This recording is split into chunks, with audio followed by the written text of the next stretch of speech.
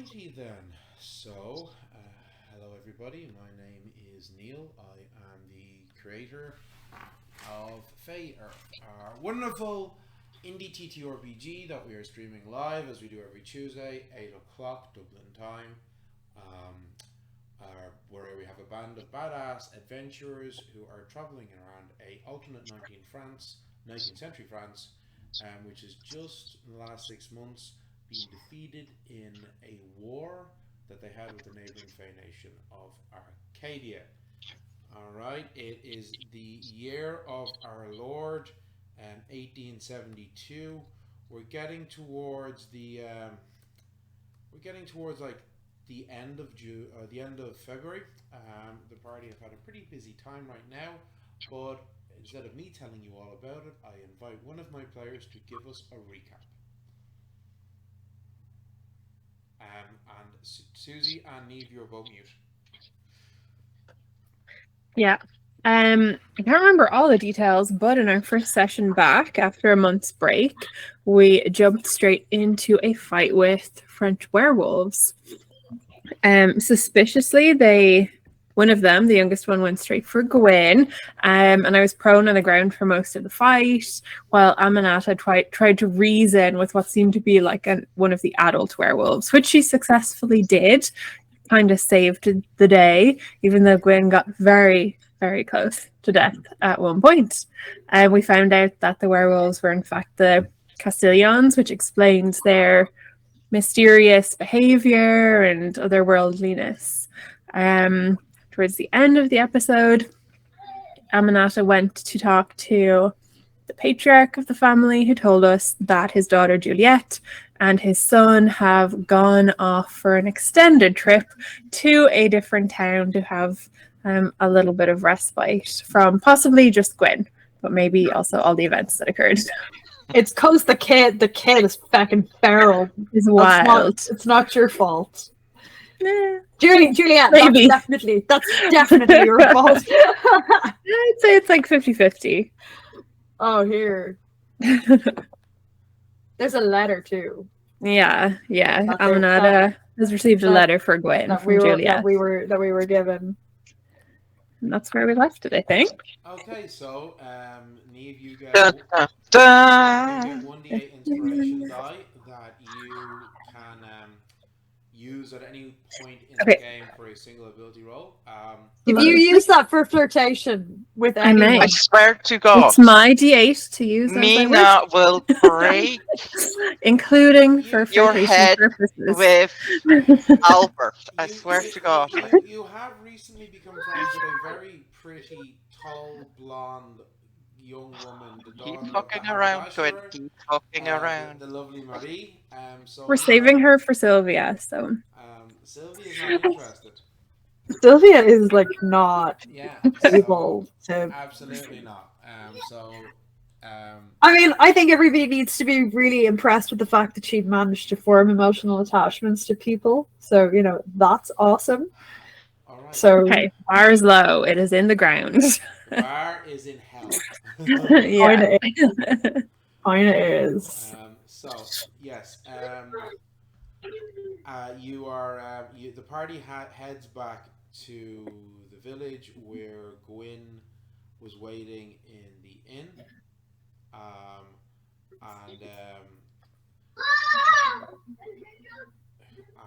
Somebody's screaming. Is that Evie? I'm sorry, yeah.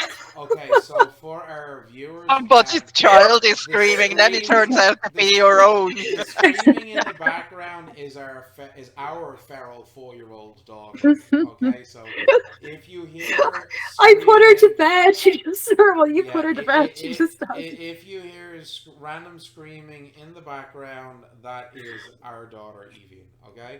I left the bedroom door open in case Naga wanted to come in. I see. Well, anyway, so it's either that or she busts in like the Kool-Aid man, and that's just bad. So loud. If you hear random screaming, it's really loud when she does it. Sorry. Yeah. So anyway, I think Aminata had the letter. Yes. So getting back Gwyn, where are you? Are you just chilling in the common room having some coffee? Flirting with Yeah, another I blonde. think so. Yeah. All right. Keeping an eye on the locals. So yeah, Aminata walks up to you, explaining what you know, um, what Monsieur Castillion had said, and hands you this letter that she said was from Juliet. Well, like, firstly, it's wildly shocking for Gwen. I mean, I won't repeat it, but like, she had no idea really that the Castillions were these werewolf creatures. Like, she knew obviously there was something otherworldly about them, but it I never would have presume we're crossed her having this mind. conversation not in the common room, but up in our I own say we room. go up to the bedroom. Yeah. So anyway, yeah, I get filled in, and yeah, lots of shock, lots of horror. Well, Aminata did suspect the whole time. We knew this, so It was really astute. I obviously knew there was something different about them, but I never would have thought werewolves. That's just so wild. Well, you know, they seem to us as being werewolves. They are good neighbors. It's just that the son, because he is young and he's not able to control himself, so they've gone.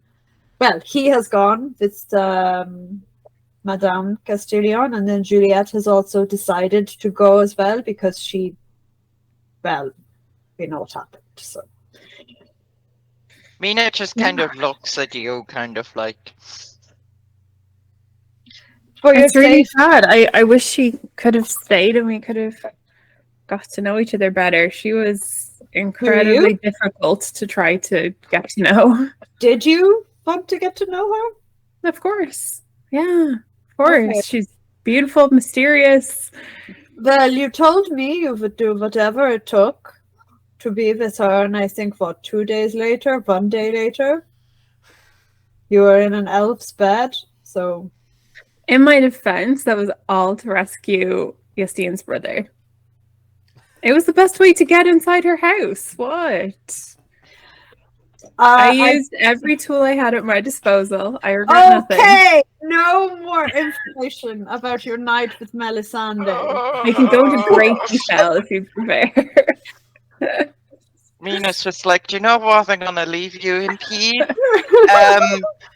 Reading your letter, you should leave your letter in peace while Mina's crossing herself, and I'm like, I think, yeah, I just leave you in peace, and she just goes before she, like, you know, because she's like, here's anything she doesn't want to hear.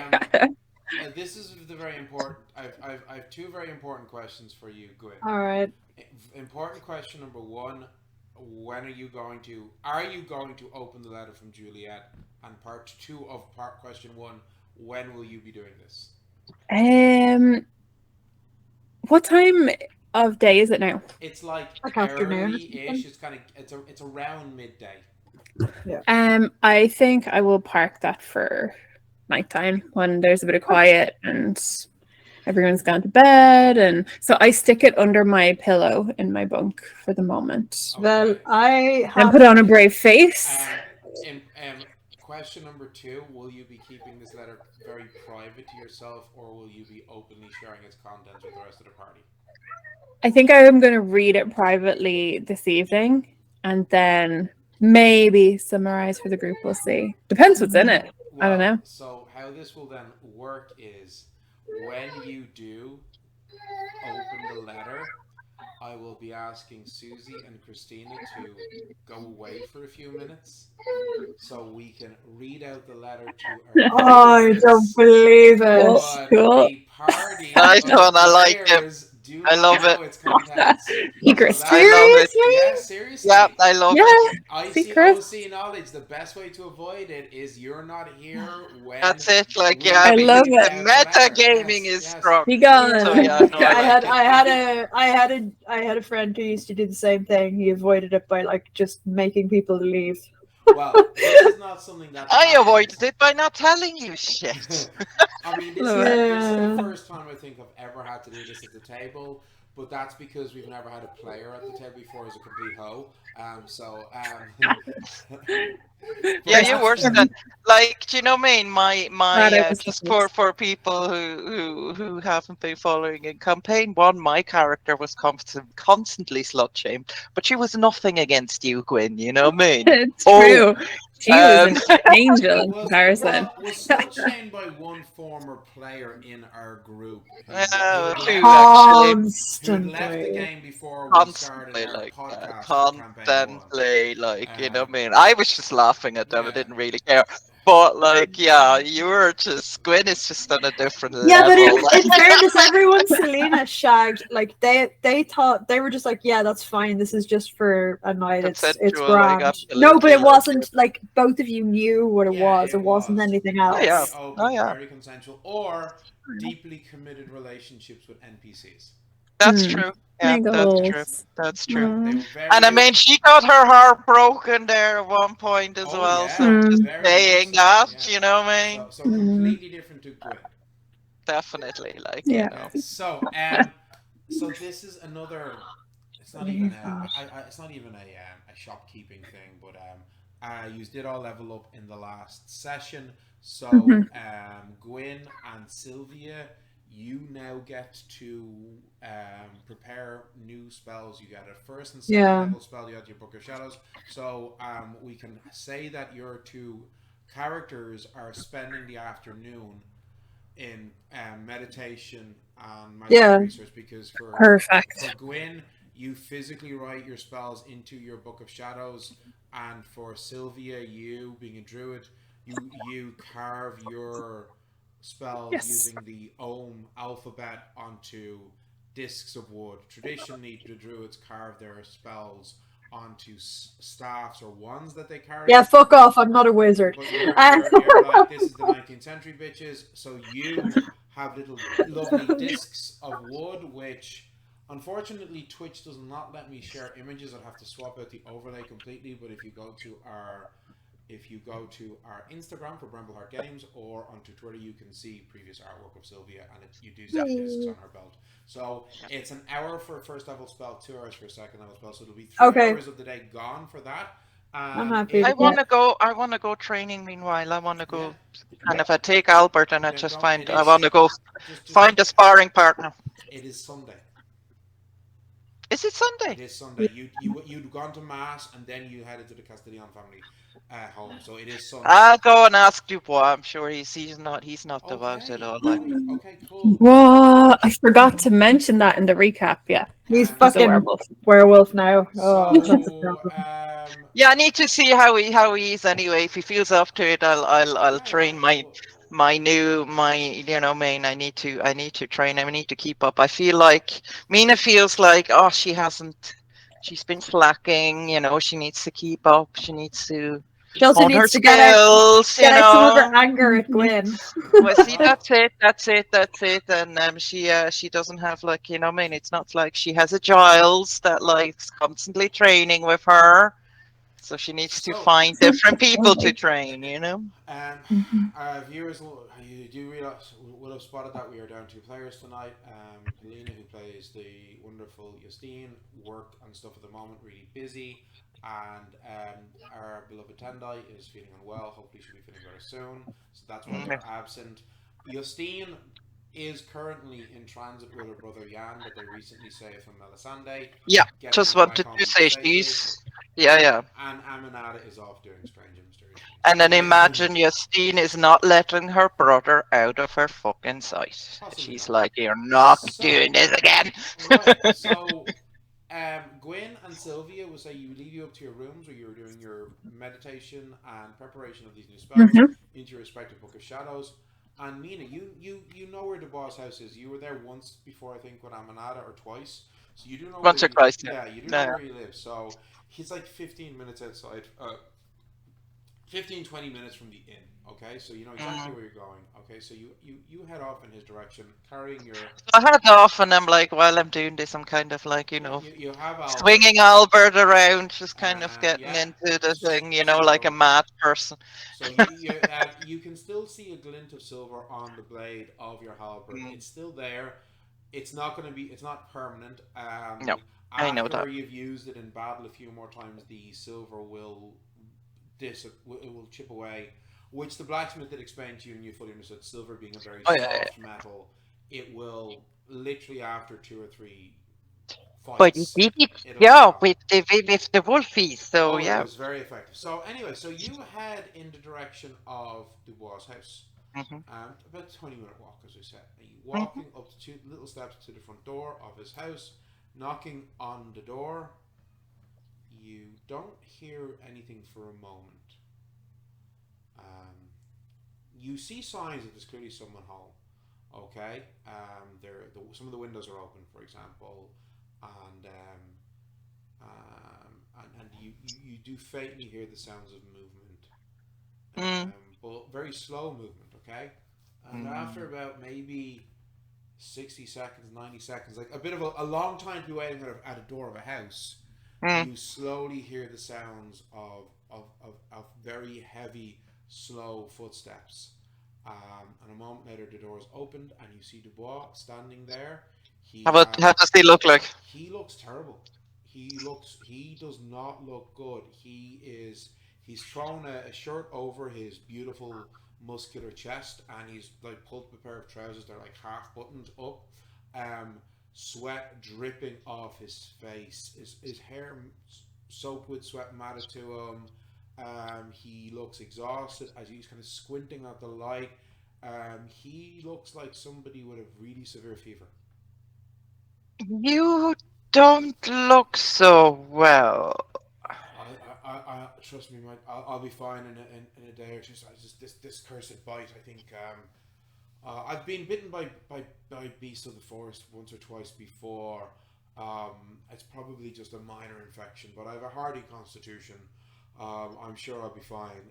I just need rest and wine, and I will be fine. What, you've been bitten by a werewolf? You know what that means. That I should have had a little silver dagger or something with me, or silver bullets in my rifle. Well, I have my weapon silvered, so I Well, did damage. that is very true. To be honest, it was stupid of me. I forgot to. I, I don't possess any silver bullets for my rifle, and didn't have. It would have been a few days to order them in from Limoges or Lyon, That is true, by but which the time. worst thing is, you know how the curse is passed on. Well, I didn't have relations with the creature. A bite, you stupid man, a bite. That's just old wives' tale. No, it's not. It's not. I'll be fine. I have a hardy constitution. I don't get Hasn't sick. got anything to do with hardy constitution. Right. I wanted a sparring partner, but like you're sparring with death. Nonsense, woman. I'm perfectly fine. You go to bed. Don't call me that. You go to bed, and Yeah, you stay here, and I'll turn and I'll go to the what's her name? To the priest's sister. Oh yeah. Madame, what's her face? The priest. Mina. We can just say on it's canon. Mina's memory for names is just as good as mine, non-existent. So It's Madame, although she's technically not married, Madame Anne Choisy. she doesn't forget a face, but names are not her thing. So she goes and knocks on her door, and yeah, she goes to her house. So you knock on the door a minute or two later. She opens the door to you. You've interacted with this woman numerous times. She's like 60 years of age, short, plump build, grey hair that she wears in a plait tied up in a bun. Very friendly woman, brown eyes, round face, rosy cheeks. Yeah, Mina likes her. Yeah. You've gotten on well before. I do apologize, Madame, for interrupting your Sunday. However, I'm afraid that Monsieur Dubois is in need of your, healing powers. I presume he hasn't come to see you, as men are. No, Usually reluctant. what's wrong with the man? He's never come to me. He's like, He's been bitten, I'm afraid. oh, I mean, was the wound infected or something? Well, he looks awful. He looks like he's gonna be sparring with death. I mean, he looks absolutely terrible. He looks like he has a very bad fever as well. So, would you mind come and have a look? Because yeah, no, he doesn't look well. Okay, I'll collect my things. Just give me a moment. Thank you She very much. goes in, and she comes back out a minute later, carrying a satchel, and you can hear the clinking of some bottles and the likes that are clearly inside it. And you, I do apologize, Madame, for interrupting your Sunday. I honestly, I know Sundays is, very important and it's a rest day, but I'm afraid this is an emergency. well, caring for your fellow Christians is also very important, and you're a good Christian woman, so I'm not surprised that you are asking me to journey with you on this endeavor. So yes, yes, yes. Well, I was hoping to kind of, get a bit of training in, and I thought of him, but then I remembered that he had been injured the night before, and then when he opened the door finally, yeah, I got a bit worried there. It's like, yeah, Oh, he was. What happened? Do you know what happened the night before? uh, we were fighting creatures, Oh, what kind of and he creatures? got It he was. got It bitten. wasn't direwolves again, was it? I know we've had some trouble with them in the past. So Similar to dire wolves. similar to direwolves. Yeah, Okay, I don't well, know how much you know. I don't know anything. That's why I was asking. It's werewolves. Pardon? Werewolves.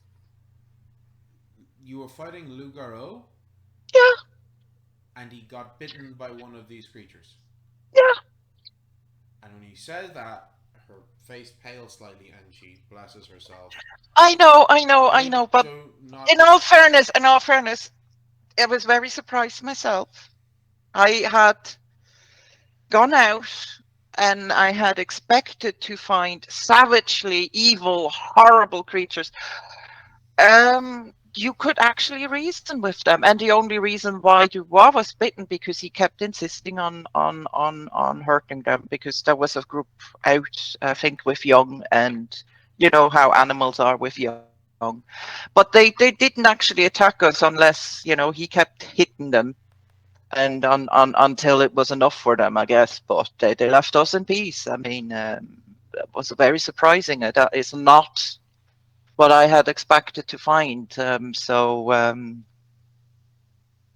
we'll see what happens. I see. Well, I do not know how useful my skills will be against. I cannot lift curses caused No, by. no, no. We are working on it, or one of my friends is working on it. But like, Okay. it won't do any good if he dies of a fever or an infection. Meanwhile, Well, that is true. That is true. Mm.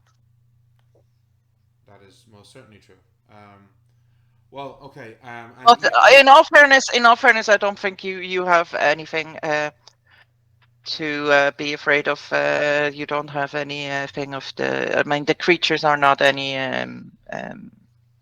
danger to you at all. So, well, you know more about fey creatures than I do, but from what I know, the well, I stories. learned I learned something there as well. Like because I as I said, I expected something else, and no, if it hadn't been for Dubois constantly attacking, I think they would have listened to us. So yeah. I see. Well, by this stage, you have gotten to the boss house, Mm. and knocking on the door, she calls out, "Monsieur Dubois, it's Madame Choisy. I heard that you're unwell. I brought some healing herbs and poultices to help with the infection." And about a minute later, you hear the slow movement of his heavy footsteps as he opens the door and says, "Oh, Madame Choisy," and he's looking at me and he's like, "You do not need to worry. I'm perfectly fine. I have a strong and hale and hearty constitution. It's just." Nonsense, madam. Why don't you go and yeah, She do says, your thing? "I will just I will clean the wound and bind it with bandages. We'll put some salve on it as well to remove any infection and stop any future infection, monsieur. Okay? It will take me but a moment, please. And he's kind of like grumbling. He's like, okay, fine. As he leads you in and says, please sit yourself down, and if you could remove your shirt, monsieur. And he sits Yeah, I'm himself staying down. out. Mina's outside. Mina's Okay. staying outside. Okay. You know, I'm not going in. Right. Well, he's sitting at a small table near kind of like the kitchen area. Takes off his shirt, his powerful build, like think kind of Hugh Jackman style pecs, you know, um, like a thick like mat of chest hair, like Such a pity, such an idiot. Like, 1960s. No. Remember like men in movies in the 60s where they always had the Oh, thick yeah, chest yeah, hair, yeah. like it's like that, really, like his biceps are nearly as big as Madame Choisy's head. Like this guy is a beautiful specimen of Oh, manhood. it's a pity that Really he's such is. an idiot. Yeah, but you do. I don't know if you do glance in, you would see there's a vicious wound across on his shoulder where the loup-garou last night had bit down and tore into the shoulder with his long, powerful fangs and his powerful jaw. It's quite a Oopsie. serious wound. Like it is very, very serious, and it looks to be highly inflamed. And she's like looking at it, and she's quite concerned because you can see slight black coloration in veins around the wound. It does not look good at all. But she takes about between 5 and 10 minutes cleaning out the wound. She gets some hot water there's a fire, but it's incredibly low, so she throws some kindling and some wood onto it, and in a few minutes it's very quickly is roaring, heats up some water over the fire, and then uses water and some bandages to clean the wound off first, and then takes some herbal poultice. This is a standard minor herbal poultice. It's not like the greater herbal poultices that Gwynn and Sylvia had made, which have an element of magical enchantment to them that make them more powerful. This is purely pharmacological, but still quite powerful. She fills, basically working it into the wound, and then does a good job of really well bandaging the shoulder. So he's like coming across the shoulder and across the chest as well to keep it in place. And like it takes about 10 minutes to do this, by which point he's got a clean, extremely well dressed woman. She says, "Do not do anything. Keep this. Just don't keep clean. In the next 4 or 5 days, I will come back and we can check the wound, but it should be much better by then." And he's kind of, begrudgingly, okay, thank you very much, Madame Choisy. I do greatly appreciate your aid. If you do not mind, I would like to rest. She says, of course, rest is always the best medicine for you. And she gets it getting up, you walking about, she says, Mademoiselle, I've cleaned up as well as I can. It's a very serious looking wound now. I am somewhat worried. You are? All right. Okay, I will go talk to my friends. Thank you so much for your help, Madame. So, I'd say this whole thing for you, Mina, took you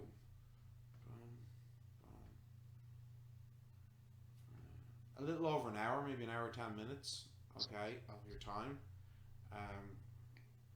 So, like we don't have to RP all this. You can just whatever you want, and we can time jump to the evening, when your friends will have finished doing their spell preparations and adding their new spells to their books of shadows. Yeah, I think I'll go for a jog around the village and just to keep my health up and my fitness and yeah. Yeah. Okay. Cool. So you do that, and eventually you do get back. You do get back to the group.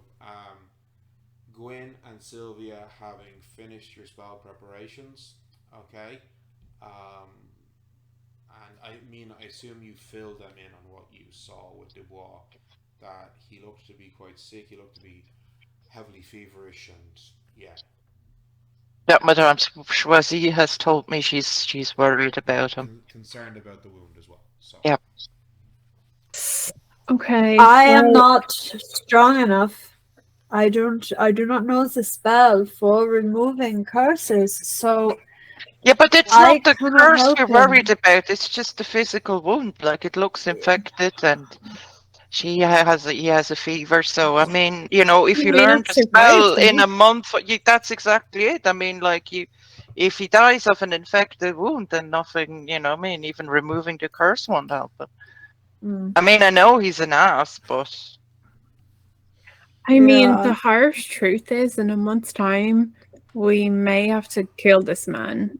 If he dies of an infection in the meantime, maybe that's not a yeah, but bad thing. the other thing is like, I mean, after what I've heard, like from Monsieur Castillion, I kind of feel like, well, it's kind of his fault, but it also isn't. And But he I was mean, defending himself, we cannot blame no, him. Monsieur Castillion was defending himself, but I also kind of feel like Dubois was just doing what he thought was right. So I mean, Yeah.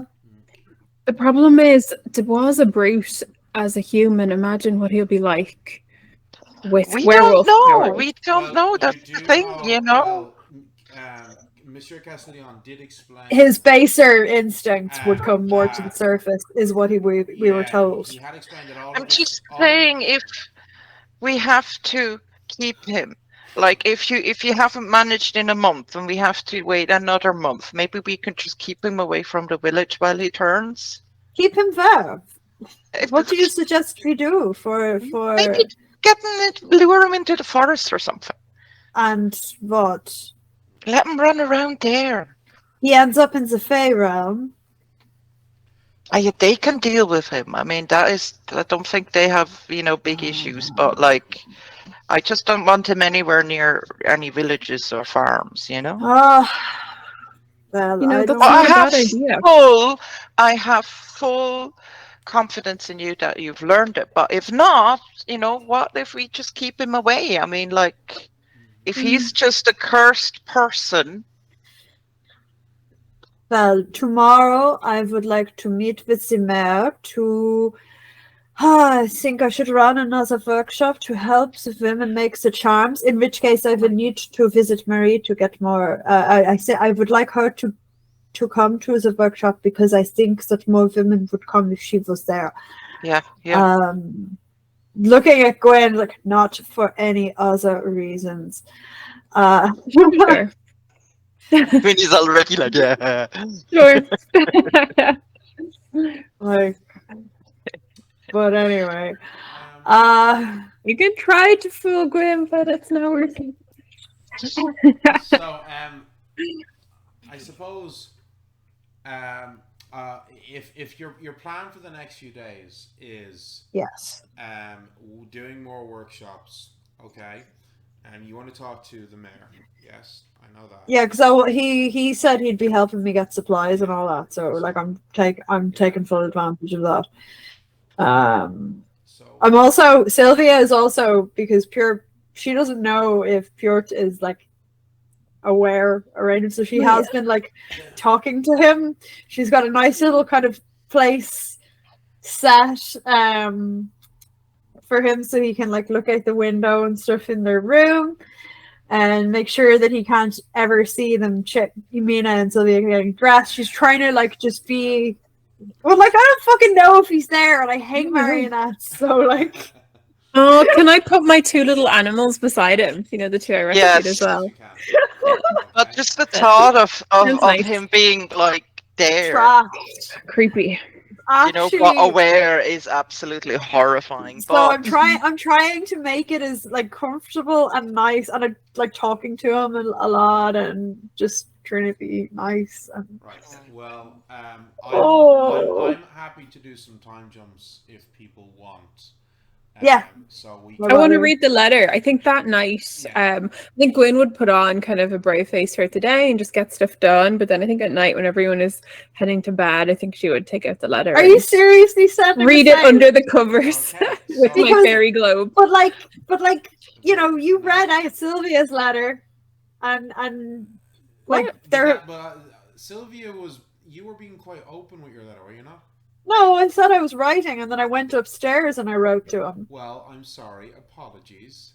Tough.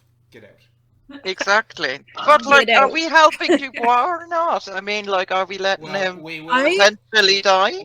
It's not a bad idea to stick him in the Fey realm. Other than that, Gwynn is voting for silver bullet in the brain. So.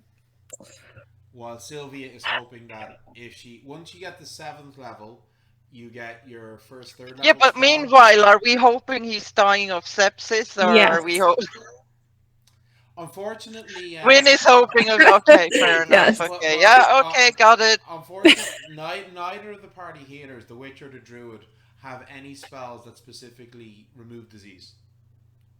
We don't. So the healing magics that you have are to restore grit lost from physical wounds. Yeah. Right. There are other spells specifically to remove disease, neither of which. Would that be already? So when he's infected like that, you said it's infected, right? Well, that's what you assume. You don't know. You're not a. What's that? Physician. No. What's that? Did Madame?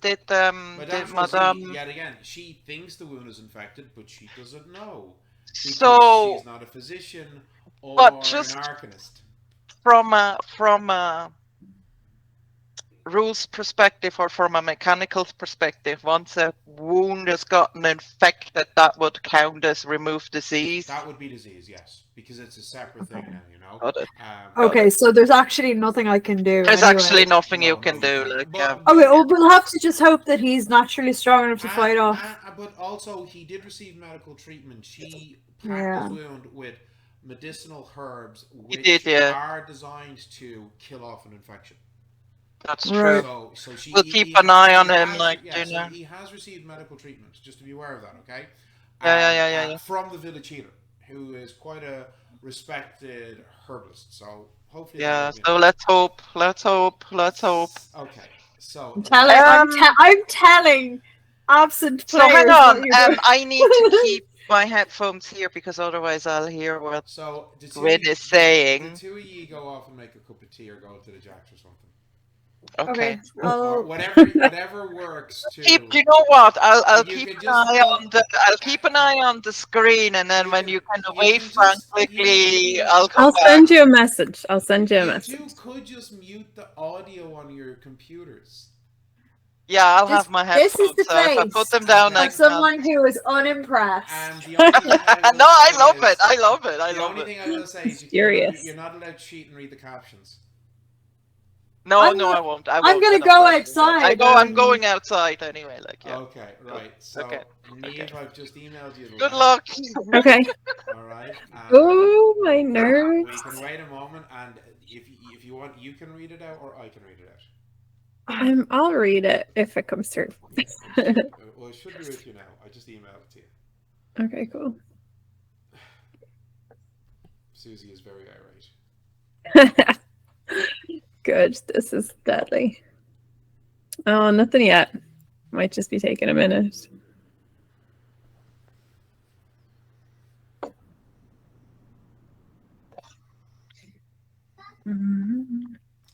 can hear Evie's shouting in the background. Oh, there it is. I have it. Okay. Okay, here we go. I'm so bad at reading calligraphy, but I will give it a go. Ready? Okay. Right. Dear Gwynn, if you are reading this letter, you survived the wounds I inflicted, and for that I am extremely grateful. When I saw you whilst in that form, I could not suppress the beast within me. You have hurt me more than anyone has ever hurt me in my short life, and the wolf wanted vengeance. When I first met you, I thought you were the most beautiful person I'd ever met. When I looked in your face, it was like seeing the stars for the first time. And when you gazed into my eyes, I could not breathe, and my heart forgot to beat. I could not understand why someone as exciting, interesting, and passionate as you would be interested in me. Despite my family lineage, I am truly a simple farmer's daughter. You made me think you felt the same for me as I did for you. When I was around you, it took every ounce of will for me to control myself, as our gift, as well as increasing our strength and vitality, also increases our passions. That is why my father disapproved of our union, not because you're a woman, but because he feared I would lose control around you, which I almost did the first night we kissed. The first night I kissed anyone. Oh, no. But when he betrayed me, it felt like he stole my heart, only to crush it before my eyes. That is why I could not control myself when I saw you last night. I am travelling away from Cherville to stay with my family. They also have the gift, and I'll be much safer there. I will need some time to heal from the wounds he caused me. Although not visible, they cut into my very core. My kind live longer than others, so I will have the luxury of patience while I wait for my heart to heal. I hope you will find whatever it is you are looking for, as you deserve love, but I do not think you know what that actually is. Maybe someday you will meet someone who can show you. Sincerely, Juliet Castillion. So, Poor Juliet.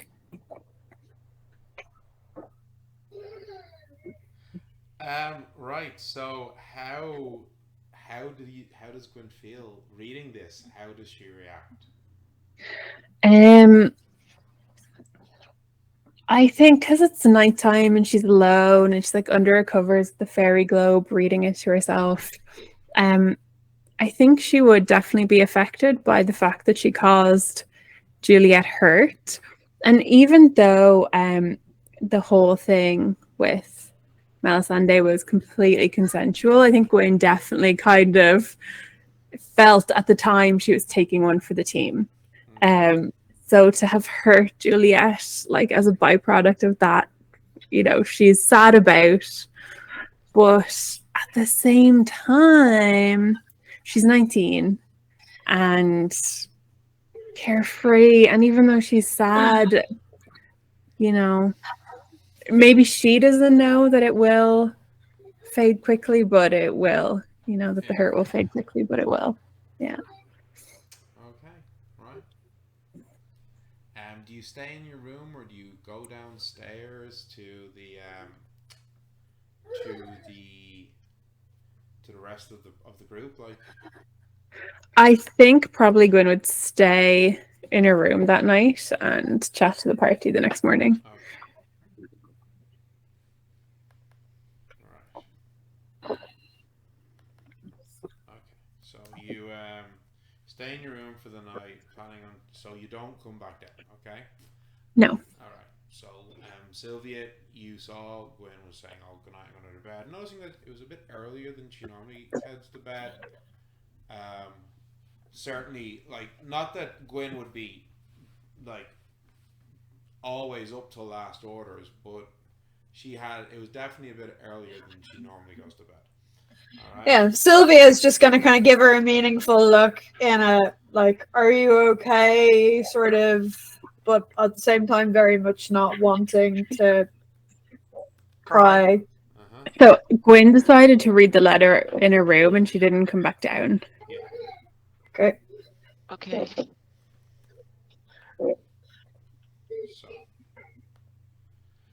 All right. So eventually, I guess everybody does head to bed. All right. And you have your long night's rest. Next morning, you get up. Do the casters have any sort of discussions at all about their spells that they've been working on, that they've been learning? Like, do you chat about that at all? Yeah, well, Gwyn was going to chat about it at breakfast. Okay. Okay. Yeah. So he's I'm at mass. Yeah. You are always up before the rest of them, and you get to mass. By the time you get back, the rest of the party have gotten really good at timing things so that they're coming down to breakfast by the time Mina's come back from morning prayer. Gwyn is actually going to get up early, so that's okay, and meet Mina outside the church. Oh, okay. And walk back with her. Right. So you are quite shocked to see Gwyn this close. At a good distance from the church, like not like at the door or anything. Oh, she fucking burst into flames. Yeah. A sensible distance from the church. Right. Okay. So, Mina, you come out and you see Gwyn standing there about 15-20 meters from the front door of the church waiting for you. I'm like, Hi, Mina. good morning. Good morning. I don't know how you manage to get up so early every day. This is painful. I would be up early anyway, even if I was on the road and not going to church, I mean, that's perfectly Fair. fine. Listen, I wanted to walk you back and just talk to you about something, if that's okay. Sure, yeah, of course. So as we're walking back, Gwynn will explain how I've obviously I've learned a new spell. Like obviously that's what we were doing yesterday. Myself and Sylvia, we spent some time Very good, very working on our interesting. magic. Yes. And there was a spell I've known about. It took a while for me, obviously, to master it, and maybe I haven't even, but I know the gist of it, and I think it'll help me to locate where your brother is. Oh, really? Use a pendulum and a map, and the mechanics probably don't matter to you, but I think in theory, if I do it right, it should help us like pinpoint a town or a location or somewhere that he is. Oh my God, that would be so helpful. I have a photograph. I have a kerchief that belongs to him, if that's what you need. If that would work out, I'd be so grateful, because it's been trying to find a needle in a haystack. Like nobody's heard of him. And all the papers are a complete and utter mess. Yeah, I mean, everywhere I went, it's just been, it's been a mess. So that would be really I just amazing. wanted to check with you, and not that there's any reason you wouldn't want to find him. That's what you're here for, right? But I just thought I'd check that you're ready to find him. If honestly, if anything that helps, that would be, because I haven't had any word. Like there was not a hint of where he could be. So, well, maybe we can do it soon. I need iron filings, which I probably won't be able to get until the blacksmith's open. But like as soon as they're open, we can maybe try it and see what happens. Oh, that would be absolutely amazing. That really would be amazing. I'd be really grateful. Just one other thing. As well as iron filings, you also need a pendulum. I need a map. Oh, a pendulum. You just need a page for the map, a sheet of paper. Yeah. But you also need a pendulum made. Now, I do have necklaces and such, like the mysterious necklace that those Fae women gave me. But do I need to get like a specific pendulum? You'd want, like, you're familiar with the use of pendulums for divination, so you could use something like that, but it would be better if you got or constructed yourself a pendulum specifically for the purpose of this.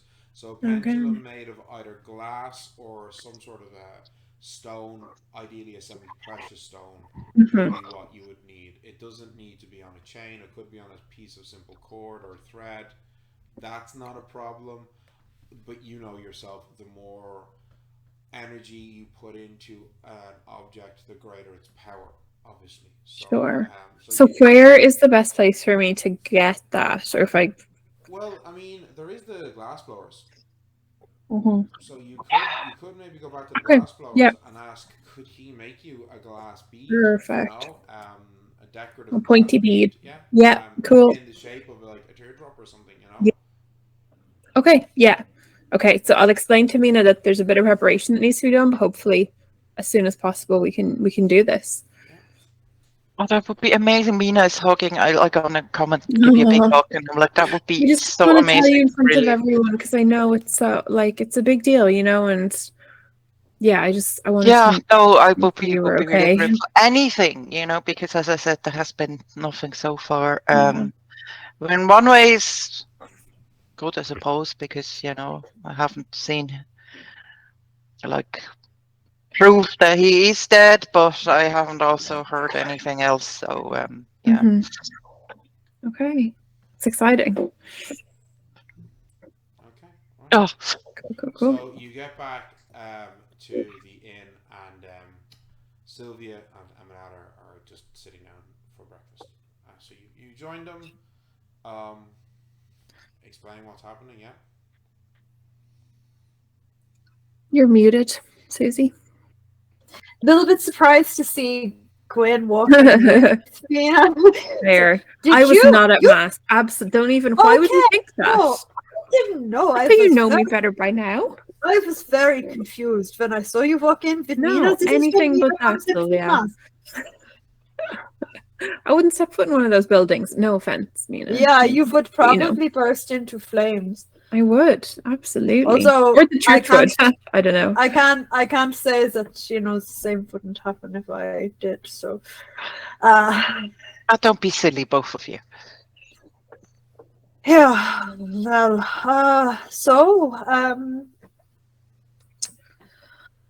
I suppose I learned a new spell. It would be quite useful. I would cast it on people just after last night, or not last night, the night before. Gwynn was so badly injured. I've learned a spell. If I cast it before we go into a fight, it would, when you become grievously injured and begin to die, it brings you back from the brink of death. So that would be useful, I think.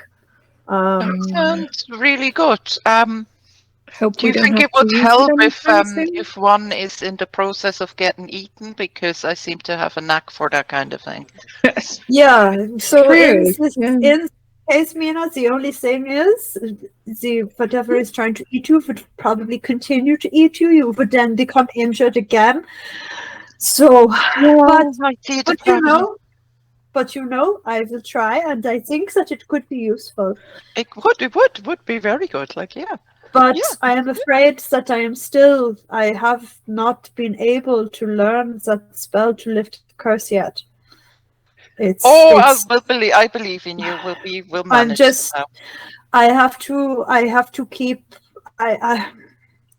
It's so if I was a sorcerer, I would have it in a book, and I would learn through study, or else I would have my, I don't know, potions, and I would do scientific. You mean like your steed?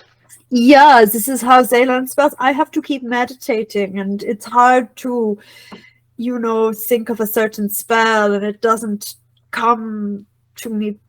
So it's just I haven't learned it yet. No, I believe in you. I hope that I can learn it before our time is up. Yeah. Otherwise, we will have to just, We'll find, and we'll have a couple of weeks, and we'll come up with some plan. We'll. So, Gwynn, are you all right?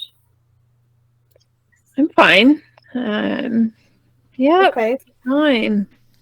You didn't come back down last night. Fine. I read Juliet's letter, and okay, thought I'd sleep it off. Yeah. Okay. Well, broken heart is complicated things, from what I understand. It's just yeah.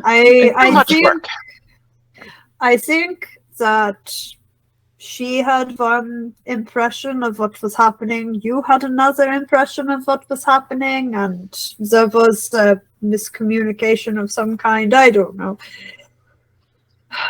Maybe. It felt like there was barely any time for communication, to be honest.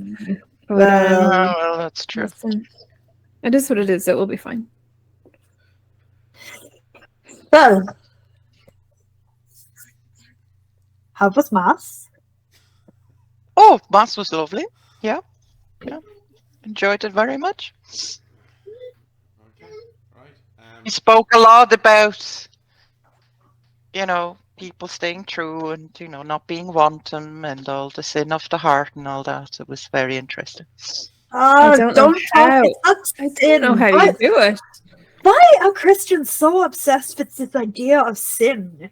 They just hate fun. They hate fun. Some are more obsessed with it than others, Oh, if it makes you happy, it must be terrible. Mm. In this instance, from what I've seen with some of the girls from my older brothers, it seems like an awful lot of work and effort, and Well, on that happy note, I need to go and meet with the mayor. I want to as I said. Organize some more workshops. Yeah, that's very good of you. Yeah, I also need to arrange. I want Marie to be there as well because I think the women will come if she is there because of the bell the last time. Yeah. Oh yeah, I need to see how she's getting on with the book translation. I think it would probably only be fair if I taught her some of my basic spells, and Yeah, you see, if I was to teach her, I would have to teach her a new writing system. So oh no, yeah, that's too complicated. she has said she does not have time, and Of course. I think it is better. But then, Do you please, learn things from book, Gwyn? Yeah, exactly. So Well, there you go. She could order some books from the mail order and then learn something from that. Yeah. yeah. Well, there you go. I mean, a lot of our tradition is passed on orally, but some of it's written down now at this stage as well. So I'll be able to maybe show her some bits and pieces. I know it'll be helpful to have someone else in the village who knows a bit of magic as well. You never know. Absolutely. Yeah, we absolutely. don't know how long we will be staying, and Exactly. so. So the party's plan is that Sylvia is going to go to talk to Marie, Gwyn going with her, And the mayor. and then go off to see the mayor. Yep. Mina, do you have any plans? Well, I'm gonna go and get some shavings. Meanwhile, how much do you need? Oh, the iron filings. About a handful. Yeah. Is that right? Okay, I'm I'll guessing. go and get that. I And want to buy some paper and Okay. some stuff as well, so I can do that on the way. Okay. And I I've some shopping. assume you bring Sylvia up to speed on everything, anyways. Yeah, as we're going to Marie's, we'll just have a chat about maybe the magic that we were studying, and I'll explain that I may have possibly learned a spell that will be able to locate Mina's brother. Oh, this is amazing news. I've never used it before, and I need to gather a few things, but I really, really hope it helps. But it may, I mean, I don't know, he could be anywhere, and what does that mean for our stay in the village? And we only have a month for Dubois, so I don't know. I suppose, look, it depends on where he is. Why don't you cast the spell? We learn as much as we can, and then we see how it works. Yeah. But Gwyn, if you aren't okay, if you you can say that you're not okay if you're not. Gwyn just takes a deep breath, and you can see she looks at the ground and says, "I'm fine." Okay. Anyway, we've enough to be worrying about. So I'm not even going to let you roll deception on that, Gwyn. Okay, and I'm not going to even ask Sylvia to roll an empathy check on that at all. It is very obvious. Sylvia is looking, but like as somebody who is also the queen of Sylvia, also being the queen of, I'm totally fine. Yes, she's just gonna look at Gwyn, like give her the proper look, try and look her in the eyes, and she's like, I know. They say you become like your friends. I don't know. Maybe. I know, and that's okay. But we don't have to, but I'm just saying that I know, and you understand what I'm trying to communicate. Right. Well, let's go and do what we need to do. So but yes, with the party heading off on their errands to talk to various different villagers, planning what they're going to do over the next few days, I think this is a perfect place to pause in our story. So everyone will be back in just 5 minutes. Like I promised, 5 minutes. Quick bio break, and we'll see what happens next. Okay. So where am I?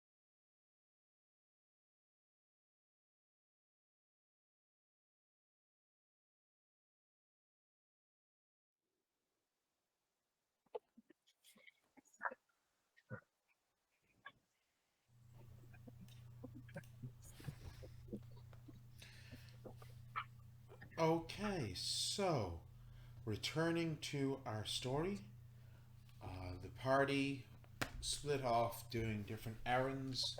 Um, Firstly, Sylvia and Gwyn heading into the town market to the haberdasher's stall, wishing to talk to the haberdasher's daughter, Marie, and from there wanting to go to Monsieur Sauvet, the town mayor's office, to talk to him. So we will start with Sylvia and Gwyn. Okay, so you head in towards the town square where the marketplace is. You know, you're very familiar with this spot. There's the various different stalls selling the various different wares, and you do see in 1 second the haberdasher's stall, and you can see Madame Toussaint, Josephine Toussaint, and her daughter Marie working. They're selling some stuff to some people, and as you get up close and they see you, Marie smiles and waves to you both. Good morning.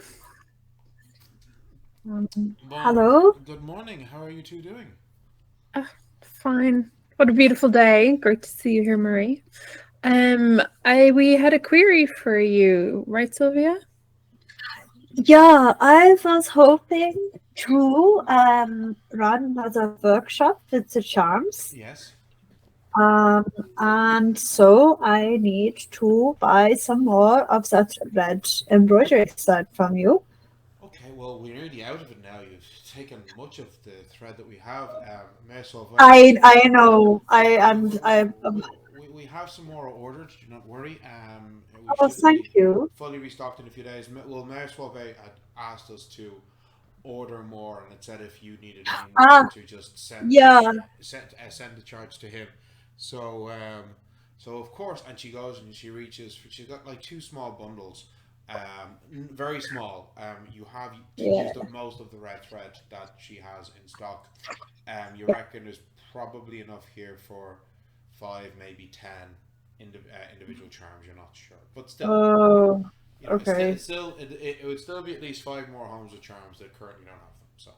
Okay. Well. Okay. Well, in that case, I may need to run more workshops then. The other thing that I was wanted to ask would be if you could do this workshop with me, because I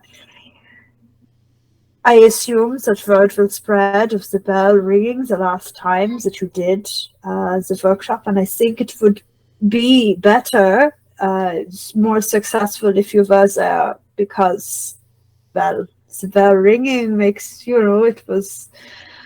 it was quite special. Nothing happened when I made the charm, and this happened when you did it, and I think very impressive. Well, it could have been a coincidence, but I think the people will come if they believe, it's it's the elf who is coming, and I could not. If you're doing it today, I would. I'm sorry, I'm not available. But if it's tomorrow, yes. It would have to be tomorrow, because I need to speak with the mayor today, and I think it would not be enough notice. I would need to run it tomorrow. Would that be all right? Of course, yes, Mama. And she's like, the mother says, yes, of course, Marie. I'll get your brother to help me. And Marie kind of looks at her mother with, seriously, my idiot brother.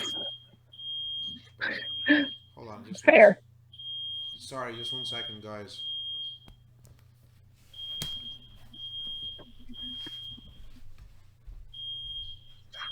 Sorry, something is beeping. I actually... Okay, Neil's going to investigate it, and then it's probably fine, but I am just sort of like... Mystery beeps are never good. I don't know what that was.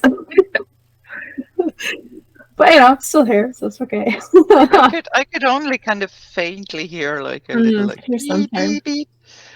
So now, serious question, girl talk. Is Sylvia going to go after Marie? Go after Marie? Oh my God, her wife is not even dead a year. Just post in the chat now, Susie. Come on.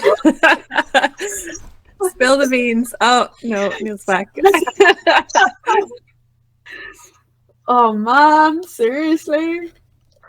Okay, apologies everybody. My house alarm was suddenly randomly going off. That's what that noise was, Susie. Shit. Okay. I don't know why. Maybe we'll be contacting PhoneWatch tomorrow if there's some sort of an error on it. But anyway, so sorry. Where were we? Yeah. We were chatting to We were Marie. talking to Marie. Yes. That her idiot brother is helping. Is everything okay, Susie? I actually need to just jump off that's phone watching. Okay, right. Sorry. Okay. Just when we talk about it, yeah, they ring you. Hello? Susie, can you mute Susie, yourself, mute please? yourself. Yes. Oh, Susie, Everybody's Go ahead. absolutely fine. I have no idea what just happened. can you mute her, Neil? I'm going to try and see if I can mute her. Oh yeah, we're all absolutely fine. It There just we go. randomly started. Yeah, There we go, that's she's fine. muted, so. That was so funny. That just randomly going off. It's like, what the hell? I have no idea why the alarm suddenly just went off. Yeah, but that's why they ring you. Like, if the alarm goes off, they That's ring and good, see if yeah. everything is fine. I mean, like, that's their job, you know. Okay, so anyway, so. Do you know they're above our offices in town? Bonewatch. So I would like to ask Marie if when she's done helping Sylvia with the charms, if she would like to join me for a drink to discuss the book of the Elvish Book of Shadows. Guess that's what we're calling it these days, yeah. That's what we're calling it these days. Yes, actually, I would like to discuss it with you. I've been trying to translate it and read it. I understand the words that are written, but don't understand what they mean. In the same way that if you gave me a book on steam engines written in Elvish, I could tell you what the words are saying, but I'm not an engineer. No, of course, I understand. And listen, we can put our heads together. Maybe I can teach you some kind of basic folk magic. It might make a bit more sense then when you're reading through the book, and we can share the information with each other. Yes, of course. So far, of the translation that I've been doing of the spell that I was looking at. It appears to be a spell.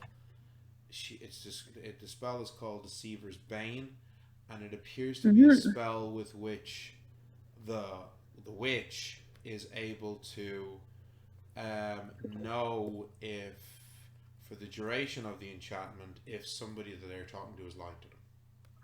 Oh, very useful. Yes, it does require a specific plant, a piece of heart's tongue fern, which can be tricky to get now, but while I believe they Sylvia would know like what that looks like, right? you would know. Oh, true. Like, so you could grow Well, it's a good excuse to go for a jaunt in the woods together.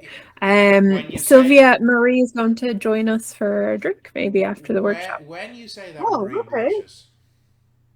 Excellent. Okay. So when you talk about going for a jaunt in the woods, having just said, "Hey, let's go for a drink," she now blushes. Good. Oh. Sylvia is going to kind of look at Gwynn with this again. Seriously? Gwynn's ignoring you.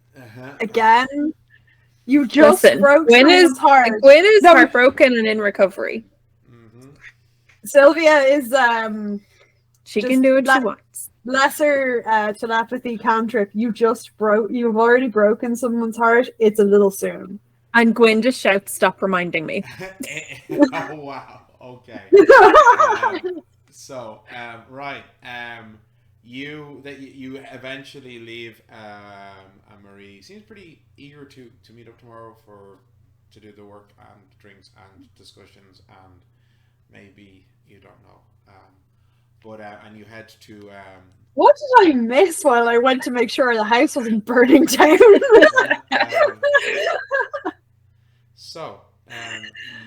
The two of you head to the mayor's office, okay, Monsieur Sauvé, okay?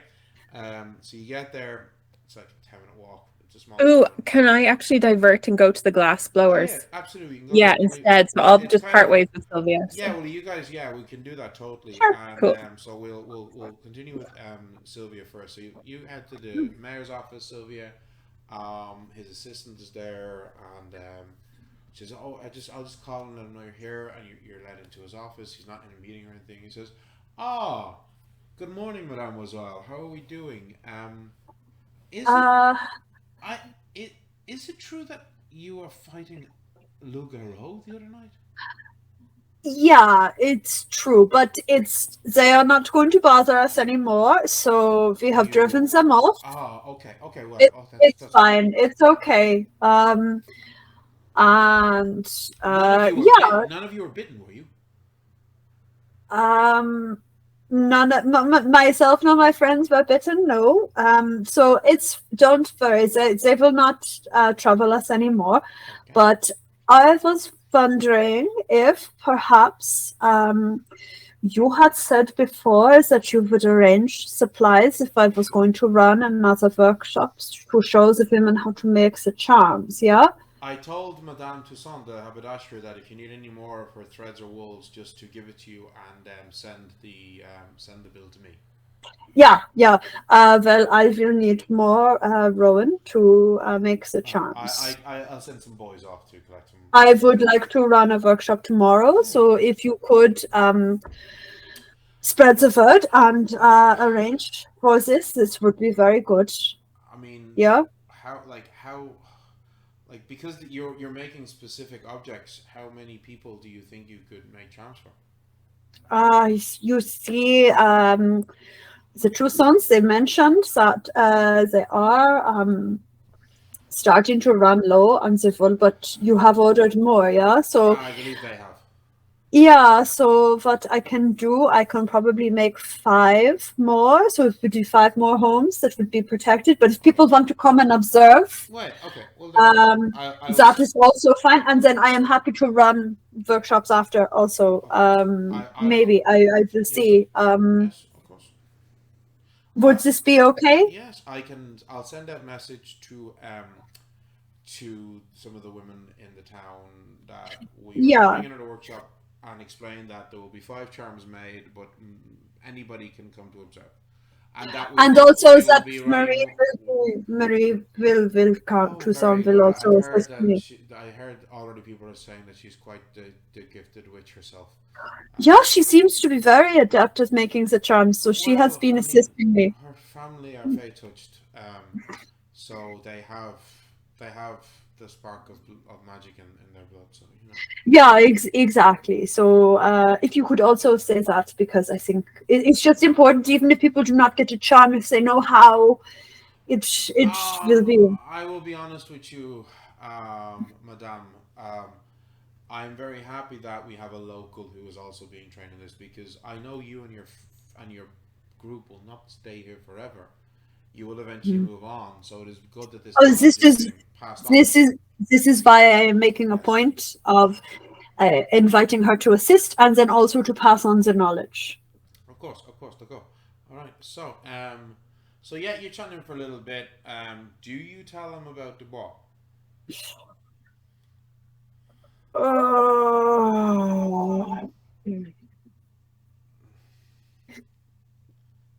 You know what? Madame Choisy already knows, so I think, yeah, I'm gonna say, okay, so Philippe Dubois did unfortunately get bitten by the Lugaro. Oh, when you say that, he looks very somber at you. Now, so currently the wound appears to be infected, but Madame Choisy has attended to him, and she has given him herbal poultice. Unfortunately, my skills as a healer, I am better with wounds rather than infection. You understand? So I cannot treat the immediate problem, but I am hopeful that I will be able to learn a spell which will lift any curse that may be left on him. Okay, d'accord. All right. Well, I will. I do not know it yet. I need time, but I think I will be discreetly ordering a supply of silver bullets for the gendarmes' rifles, just in case. yeah. But yeah.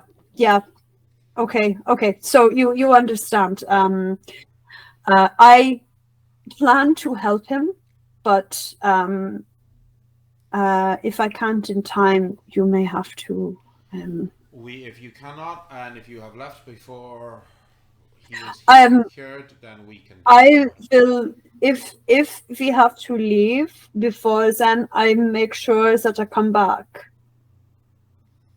within the time that we have. Okay. That is very kind of you, but I will still be ensuring that our police. Oh yeah. Please do not put all of your faith in me. Okay. I am going to try, but yeah, you may have to.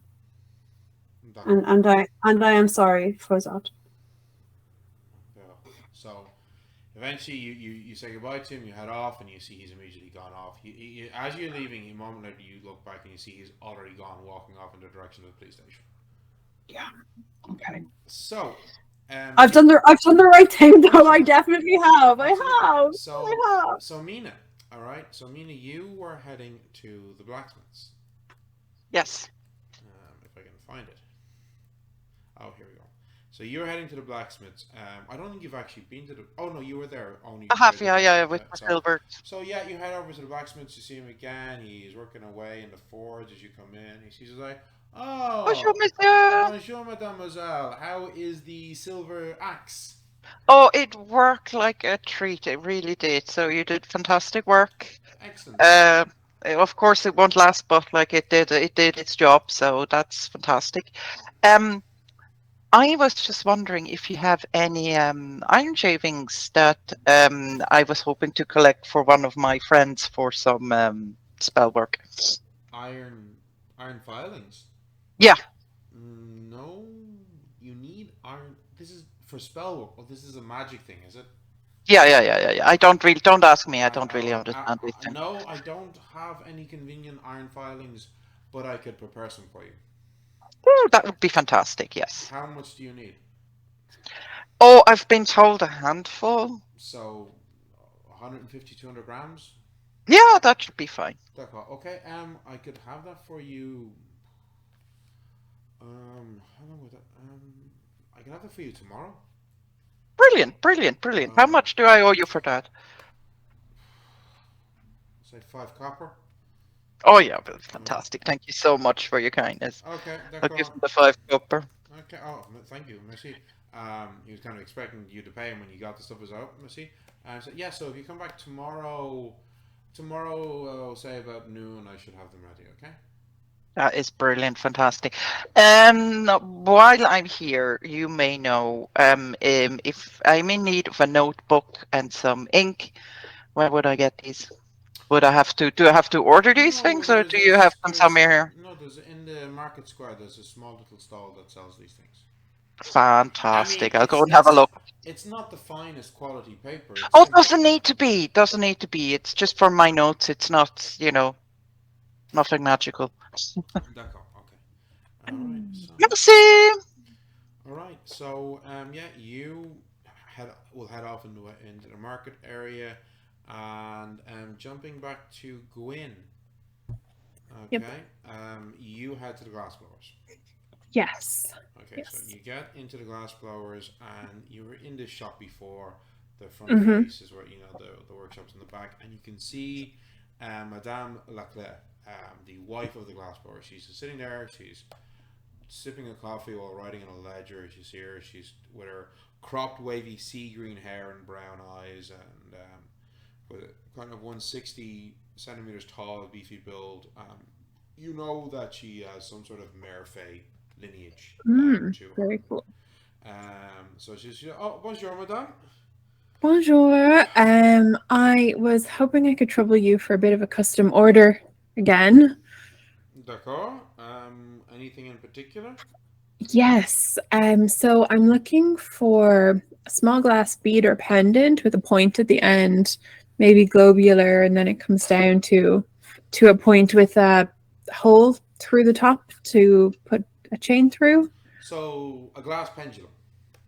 Yes, that is exactly what I'm looking for. And is the color, the size? Is there anything important about the? Discreet enough, please. So something I don't know, about 10 centimeters maybe, or approximately. Nothing too big.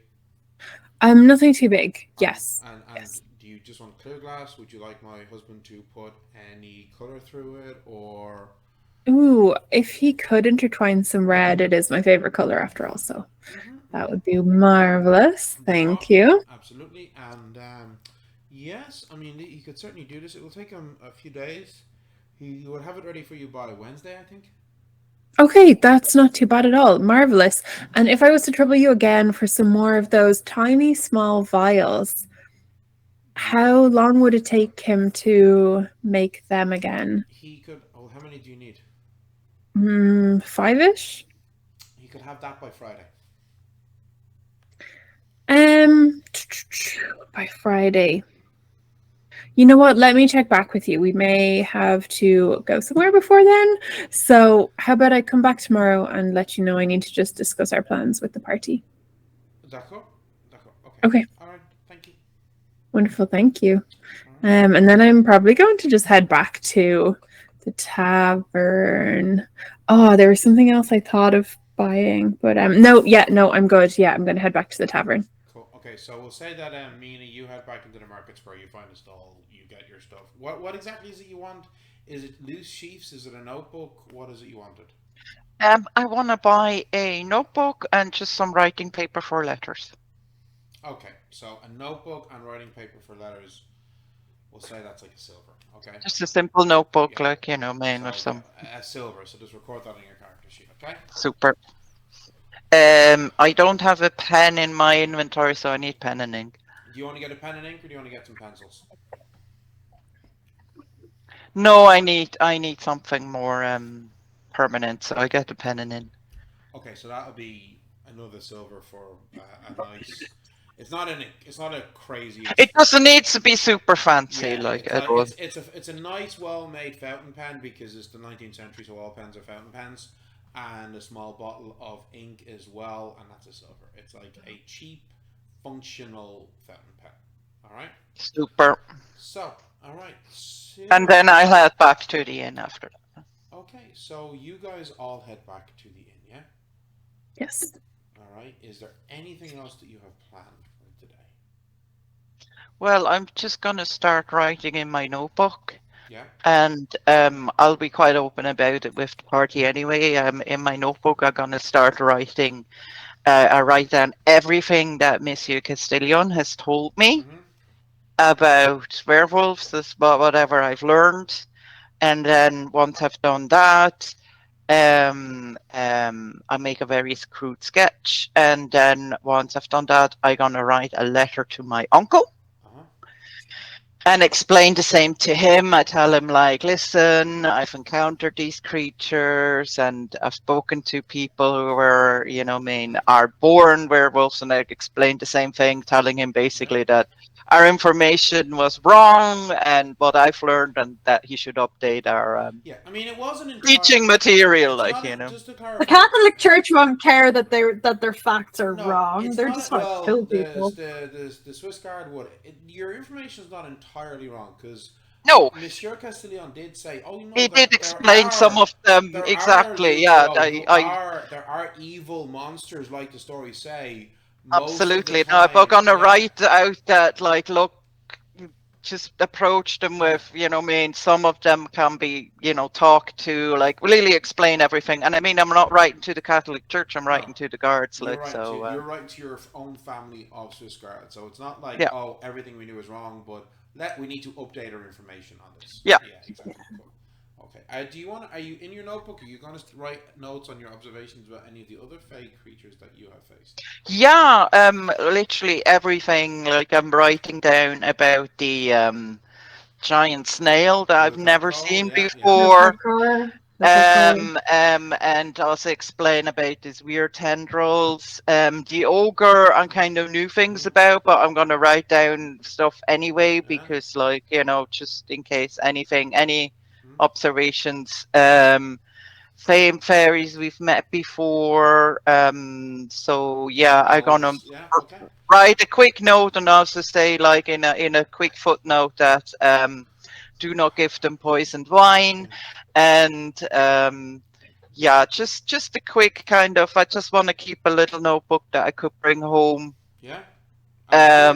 Once I'm done with any sort of things that I learned on the way, because I was really shocked. Like Mina was really, really shocked when they encountered the wolves, because she was so sure that what they're gonna meet are evil creatures, and it wasn't. And she just really wants to make sure that, you know, information is passed along. Yeah, I'm sure if Gwynn and Sylvia aren't doing anything, they probably are helping you this with observations and stuff they remembered as well. So it's yeah, it's a beautiful idea. And actually, I'm gonna have to commission a copy from my aunt's library back home. Well, it's not. It's just little notes from myself and scary already. Well, Sylvia's gonna, you know. Sylvia's gonna just tell the rest of the party that she did tell the mayor about Dubois. And he has. Oh yeah. Look, I couldn't. Not a bad I couldn't idea, not tell him, but he has discreetly ordered some silver bullets, and if I do not manage to cure him in time, I will put a silver bullet in his head myself. I can use a rifle. If necessary, we might find. As I said, we can maybe find other. But that's actually a good idea, because they need to know what's happening in their midst. And I mean, like, Madame Choisy, needed to tell her so she could treat him, you know? Yeah, I mean, yeah. So I thought, because, you know, she had, I just thought that I obviously don't want to kill him, but supposing I do not learn the spell in time, or we are not here for some reason. I say we could always lure him into, but if doesn't work, be prepared. Yeah, actually, we should have gone told him earlier. So yeah, no, that's actually good that you did. It's fine. Yeah. He has time, and I just wanted you to know that he did that, and that's good. I think that I did the right thing. So yeah, no, you did. You definitely did. They need to know what's in their midst, you know. So yeah, it's no harm for them to have a supply of silver bullets. Let's see if they can actually hit something with them. Well, you know, that's a whole other question. We might have to get Aminata to do it in the end. But I'll update the party on the locate person spell that I'm preparing for. Just to float the idea that we might be leaving soon. I ordered the shavings, cuttings, whatever. Excellent. Thank you. We'll have them ready by tomorrow. So okay. So just one thing, Justine's armor will be ready on, I think, Wednesday, and then my armor will be ready on perhaps Monday. So I don't know if we won't leave before that is. Okay, that was my question. We have to wait for Justine anyway. Like, do you know what I mean? We have to wait for Justine. She may not be back for quite a while, Mina. We don't know. Yeah, that's true. We don't know that. Like, yeah, well. Also, Gwynn, we'll see where he is. You know, Gwynn, that you can send her a message now as well. Yeah, I know. I have the power. If there's nothing else to be done, you spend the rest of the day doing whatever you want. That evening, when you're having drinks and dinner, you do spot a familiar face walking into the inn, full of life and vigor. Famed legendary local hunter Philippe Dubois comes in. Oh no! And if anything, he seems to be even more full of vitality and vigor than usual. Whatever this fever was is clearly gone. He is in perfect form, full and fighting fit. He's talking, joking to the locals. They're all loving him, buying drinks for everybody, getting copious beers bought for him. Usual stuff with him. So this fever that he had yesterday is gone. Gone. Okay. Well, as I said, he's 100%, if not even fitter and stronger and more vigorous. Okay. I need time, and I will help him. Okay. For the moment, he seems fine. I don't know. I mean, like, you know, as I say, I'd love for the town to lose their one capable hunting, fighting person. I mean, yeah, the gendarmes seem to be just They do kind of. need him. They do. Okay. I will actually, Sylvia. Uh-oh.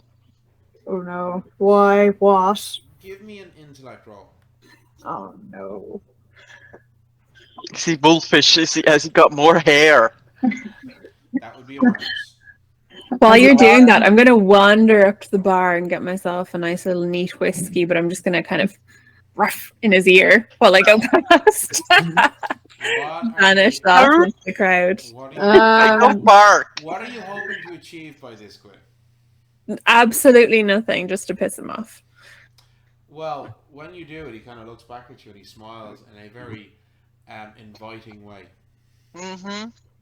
Disgusting. Like, completely ignore him. Look him up and So I down. only got an walk the way. 11. 11.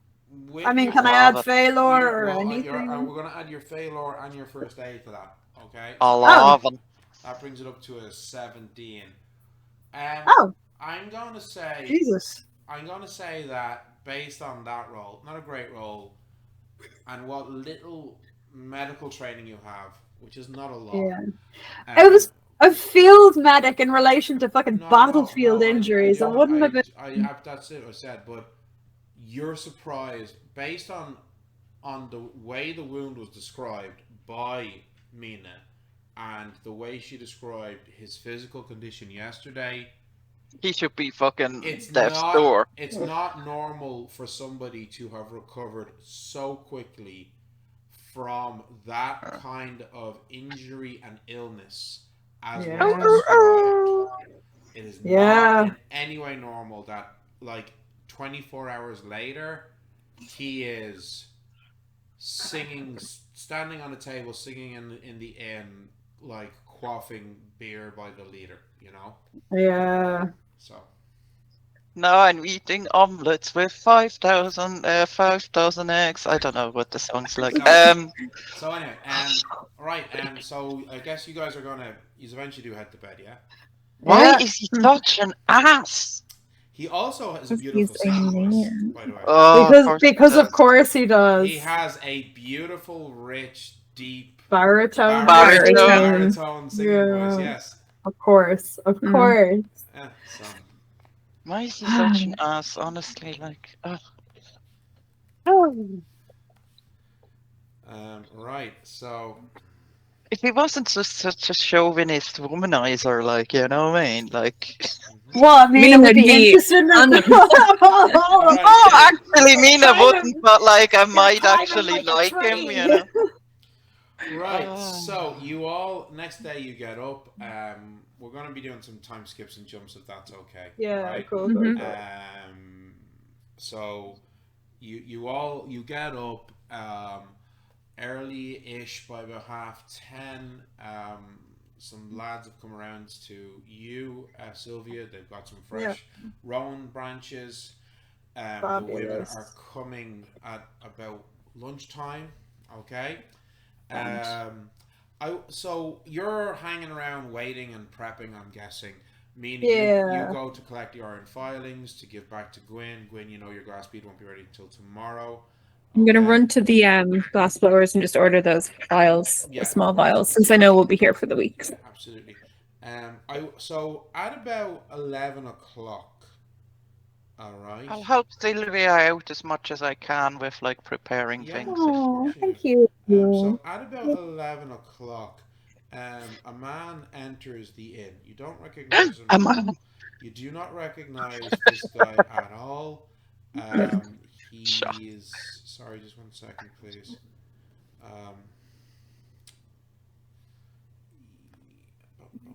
And he's kind of short. Like, for a man, he's kind of short. He's about 170 centimeters, okay?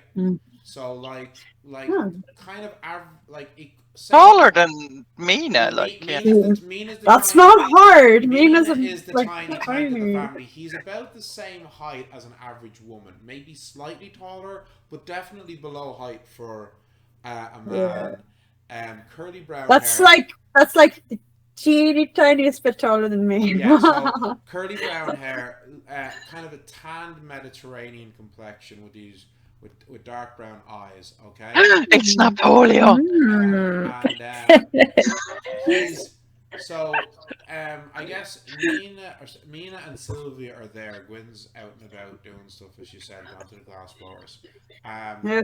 And you spot that it's kind of funny. He's very well dressed.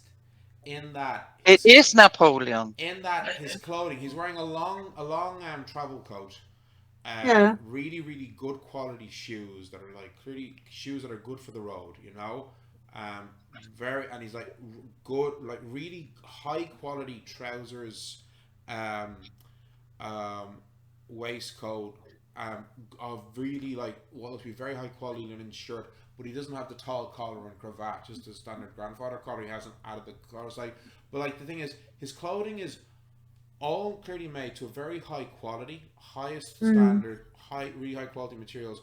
But it's not like ornately ostentatious, you know? Okay. It's like somebody who had bought really like exceptionally high quality clothes that would be good for travel and on the road, you know? Okay. And there's like a slight decoration to like his waistcoat. It's kind of like a charcoal grey with kind of a navy kind of hints through it. That's about as decorative as the stuff is. The most decorative thing he has is he has a small cane, more like a cudgel, which has like some silver inlay decorating it. But you see, he's up talking to, to the innkeeper's wife, Madame Aubert. You can see he's trying to get a room, and she's saying, "I'm very sorry, monsieur, but we only have 2 rooms, and they are fully booked at the moment. I wish I could offer you some." He's like, and you see, he's not ticked about it. He's not. He's like, "Well, look, it's okay. I understand. I'll be honest with you. Do you even have like a stables or somewhere? I spend a lot of my time traveling on the road, and I'm happy with just a good, strong roof to keep the rain off my head, if that's okay. I understand this is not a big town, it's a village. Yours is the only accommodation, really, I would imagine." And she kind of laughs and says, "Yes, there's a few other taverns if you want to get a pint, but if you're looking for a room, unfortunately, La Petite Auberge is the only available option here. But I mean, if you don't mind, a gentleman like yourself, I feel really awful, but I get we could try to make something for you in the stables." I said, that's perfectly fine, madame. I'm probably only going to be here a few days, traveling on through. And that's basically the entirety of their conversation. And as he turns around... Does he look like a military man? Give me an awareness roll. Okay. Jesus, which... Don't betray me. You do not have empathy, I believe, or behavior. I rolled a 6, never mind. No. You did betray me, you stupid guy. Yeah. Oh my god. No, does he look like a military guy? Shit. Is he holding his belly? No, it is Napoleon. You can give me an awareness roll as well. Napoleon was not short, he was average height. Yeah. I know, he was average height. That was British propaganda. He was actually That's a dirty 20. Oh my god, you got such a... So you're basically trying to get a read off. Let me just look at your character sheet. I'm just looking at my character sheet. You don't have anything that would help you. You don't have I know. Like so, but can I tell by the way he like carries himself? Because like Sylvia was in the army for a couple of years. I will say to you that he carries himself with...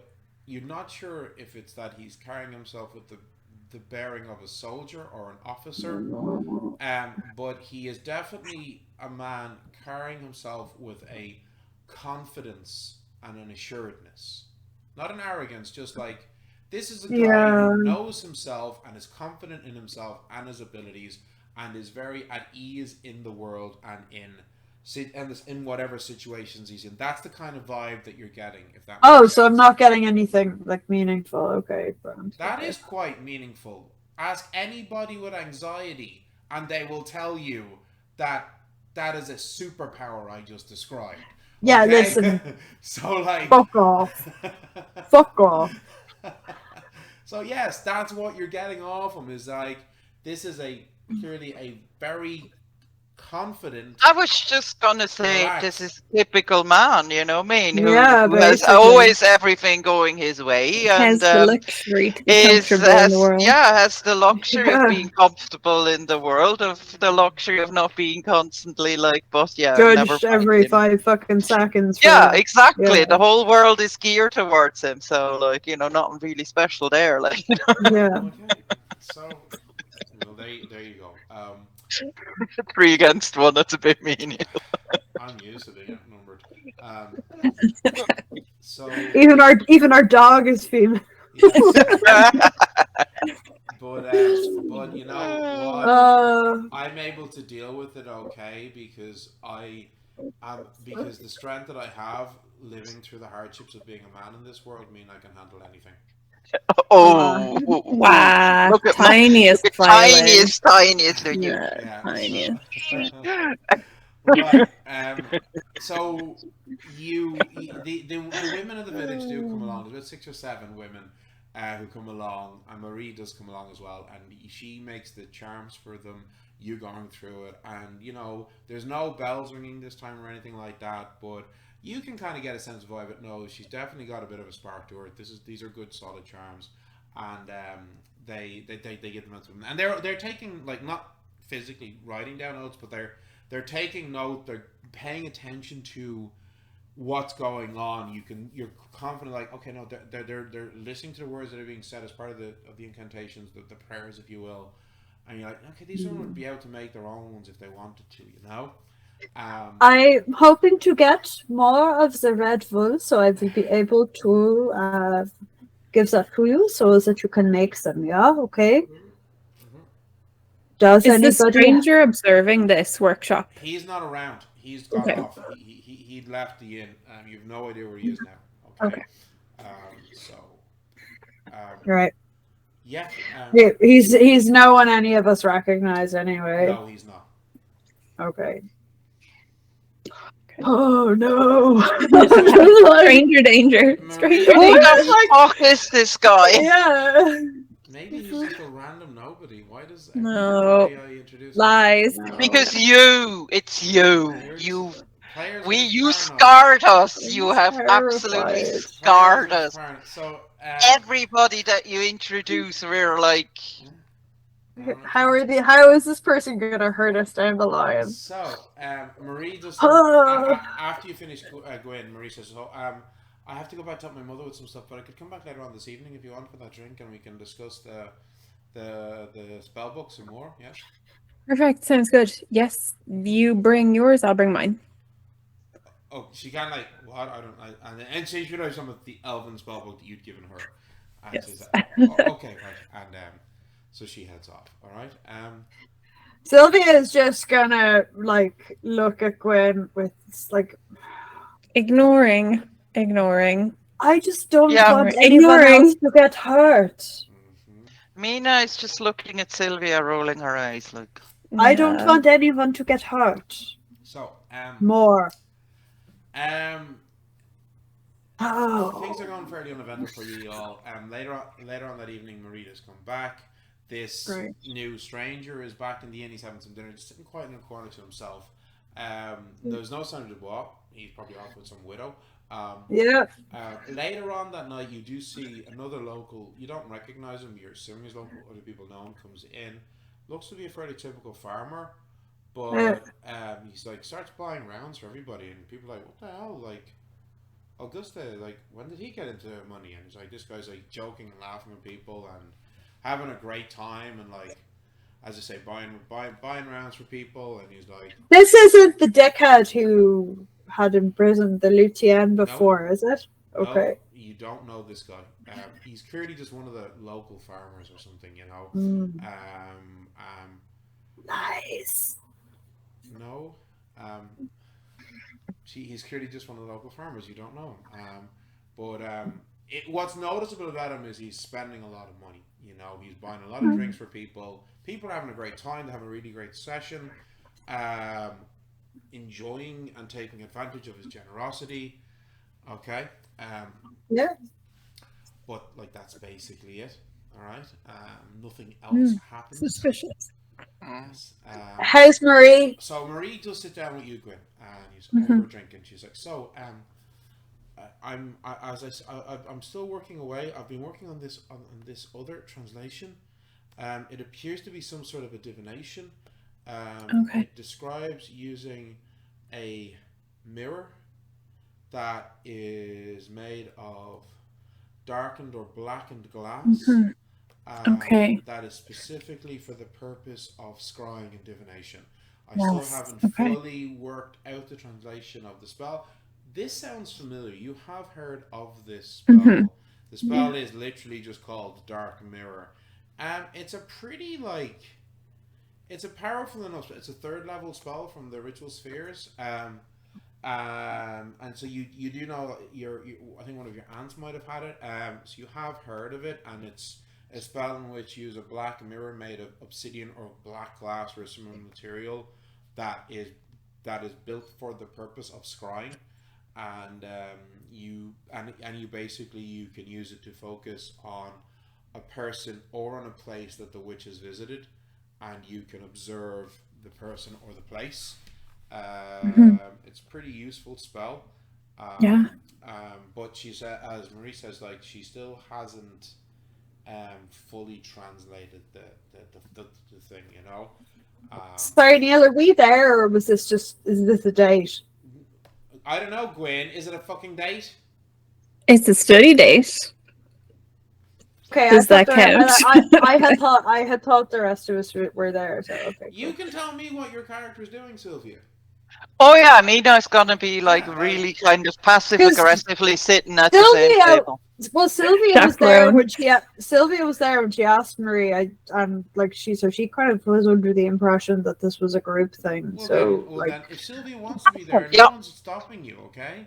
Yeah, Mina's there in the common room anyway. Looking at the farmer and looking at the new guy, and then she's passive aggressively, literally like sitting with them, chaperoning Gwynn. Giving her a dirty look every now and again. Yep. A warning. Can I then talk to Marie about cantrips and maybe share some kind of more basic spells with her just to get her started? Absolutely, you can. If you wanted to, you could. I have an idea. So I'm going to use minor illusion and show her that first. Okay, well, this thing. So you have three 1st level ritual spells as well in your book of shadows. So if you want, you could start off by showing her some cantrips, trying to teach her the minor illusion cantrip, or you could just go and start transcribing one of those spells into the Melisandre's Book of Shadows for her, trying to teach her this spell. If you want, whichever you want. I will conjure a little bird using minor illusion that will fly around her head and land on her shoulder, and explain to her the process of that. But also, I can teach her one of my 1st level ritual spells. So which would you? So your 3 1st level spells are Wand of Blasting, Healing Tether, and I'll teach her healing and firebolt. I'll teach her healing tether because I think that could be useful. That's it. Because you've got your amulets mixed in with your spells, so it's healing tether or Wand of Blasting or your 2 spells. Yeah, I'll teach her healing tether. And just explain that she'll need to get a bit of a rope, and this is how you do it. When you say that, she kind of laughs. Like, seriously. Yeah, I know, it's that simple. Simple. I'm a haberdasher. I think I can get some cord. I imagine this one will suit you down to the ground. Yes. There'll be a dab hand at it. And I'll show her how to tie the knots and all that jazz. My spells don't need any components at all. This is interesting. So you spend like a couple of hours that evening going through the process with her, and you're not sure she fully gets it. She certainly gets the basic principle of it. You might need to practice it, and you've transcribed the spell. You do a bit of difficulty transcribing the spell. It's a bit tricky for you because obviously you Like putting it into words is well, no, tricky. it's not that. It's the fact that you write your spells in Cornish. True. So you're having to translate a spell from Cornish into French. That's where the difficulty is. So that's where that's part of why it takes you so long, because you're having this whole conversation in French. So there is a couple of times where you're Which like, of course you're not to native. Marie Yeah. and to Sylvia and Mina's like, what's the word for the thing? And you're like, and it's really like, because they don't speak English or Cornish. Right. You speak Sylvan. You do. Yeah. You do speak Sylvan, so you're kind of using Sylvan as a common language. So you're translating from Cornish into Sylvan, Into from French. Sylvan into French, but also into French. So, all at the same time, kind But of. you're not just translated into Sylvan though, because Marie also speaks Sylvan. Yeah, Marie is Fey touched. She would speak Sylvan. Yeah, but Sylvan is more of a spoken language than a written language. Oh, okay. Yeah, true. You can write Sylvan, but Fey touched. But she would know what the French word is. They instinctively can speak it, and they so it's a funny one. Sylvan's a weird magical language. So it's very funny discussion there at the table. If you do get lots through of languages. Yeah, you do get through the process, but this is part of why it takes you like a good 3 hours to to teach what is, for as far as you'd be concerned, a relatively simple first level healing spell. Okay. So. Quick question: what's the stranger doing? Is he still sitting in the corner? He's just chilling. He has his dinner. He's having some. He's enjoys a bottle of wine. He's not doing anything. He's just chilling. Sitting in a corner, not bothering anybody, not being bothered by anybody, just totally chilling. Gwynn is completely ignoring him, having a great time with the girls studying. So you're focused entirely on the pretty tall blonde. Yeah. Yeah. Yes. Yes, I am. Okay. So. Didn't take you fucking long, did it? No, it did not. Well, we don't know. So, eventually, the night finishes. You all head to bed. Gwynn, when you get to bed that night, do you have a restful night's sleep? Do you go straight to sleep with not a care in the world? How is Gwynn feeling? A smidgen upset, about the whole thing. But a smidgen upset. Only a smidgen. So she's thoroughly distracted by a different pretty blonde.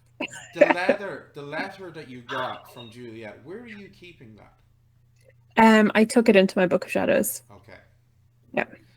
So what I will say then is that Sylvia, during the night when Gwynn is teaching to Marie, you do actually get a glimpse of a letter tucked into the pages into the of back, Gwynn's Book of Shadows. You do spot, and it looks, you're not sure for certain, but it looks very similar to the paper that Juliet letter was written on. Yeah, okay, fair enough. So, but I can't see anything, so you see a letter tucked into the in between the pages of Gwynn's Book of Shadows, which as a caster is one of her most prized possessions, is what you see. Okay. So, right. So, the next day, you get up. Gwynn, you head off after breakfast. You pick up the glass bead, and it's going to be 3 silver for the bead. Okay? So, just record that on your character sheet. 3. Yep. All right. Do you... I will need to actually go to Marie or her mother to get some nice string or something. Yeah, you can pick up some, you go and get a nice piece of string. Marie just gives you a nice piece of string. She doesn't take any money from you. She's like, no. Here you go. Well, I'll use minor illusion to conjure a rose, for what it's worth. And she blushes at this, but she realizes it's an illusion and she can't actually take it and pick it up. Perhaps if you get stronger in your magics, you could maybe ask Sylvia to teach you her cantrip so you can create real roses for the pretty blondes. Someday, yes.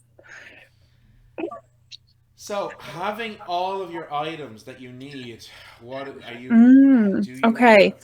I am going to go straight back to Mina. Okay. No pretty blondes in the world could distract me today. I go straight back to Mina and tell her I have the pendulum.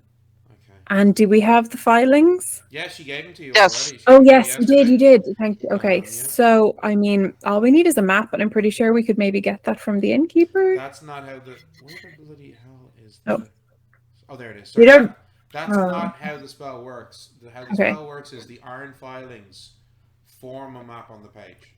Oh, you need a blank page. Yeah, You so need a you have a blank blank page. page, and then. Well, as it happens, I have paper. Yeah, so Perfect. the iron filings, when you cast the spell, and then you're using the pendulum to focus it, the iron filings will form a map on the page, and then the pendulum will draw you to the section on the map where the person, object, or place that you're looking for, in this case person, because it's the locate person spell, can be located.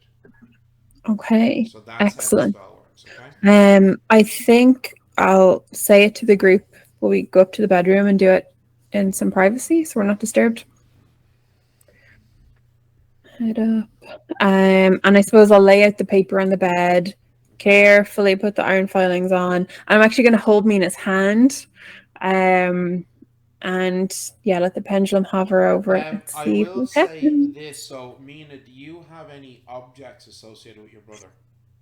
Yes, I have a handkerchief. Okay, good. That is important. And I have a picture of him. Yeah, that's even more important. So, seeing the picture and having that. So I'll pull out the picture, and what you see is this, like, is it you like can.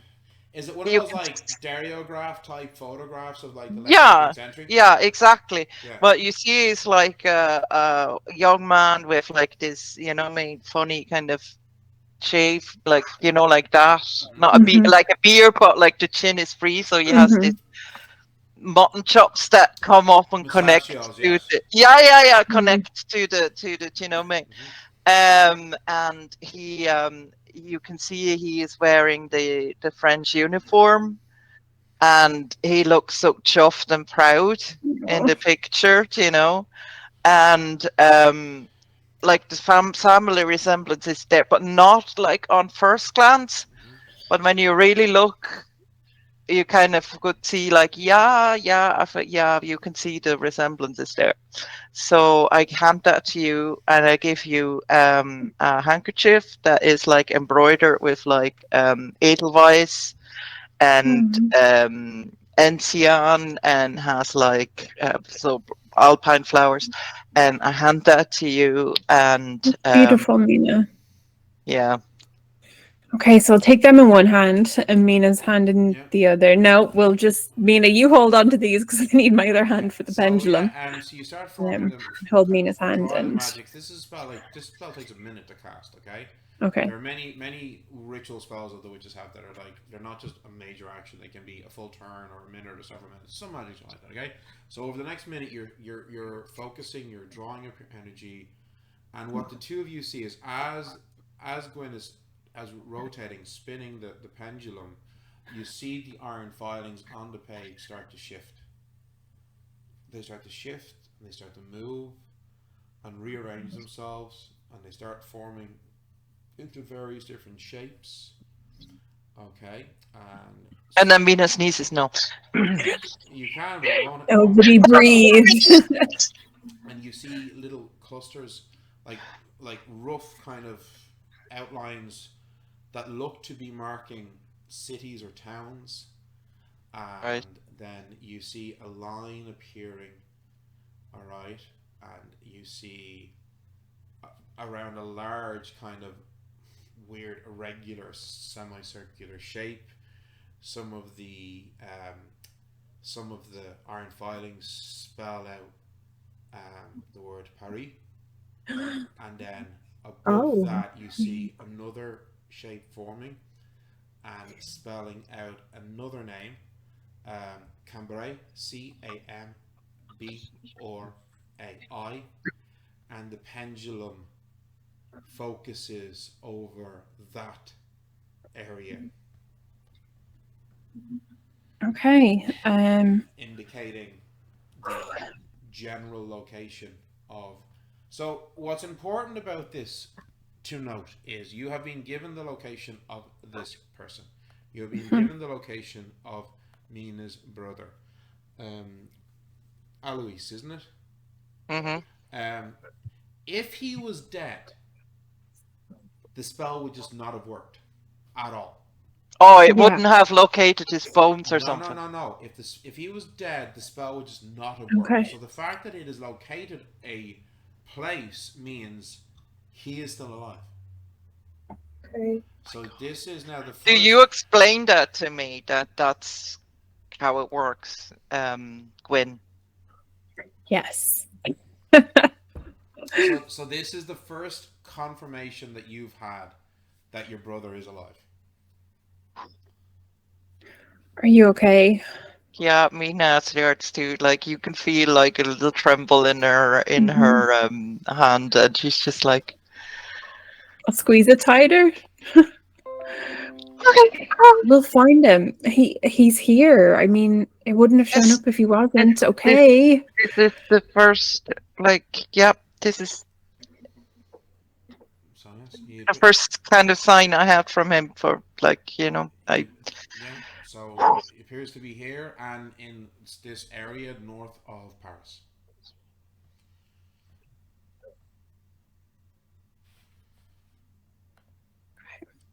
yeah. So I suppose the next question is, when do we go? I think we're here till Monday. Is that right, Sylvia?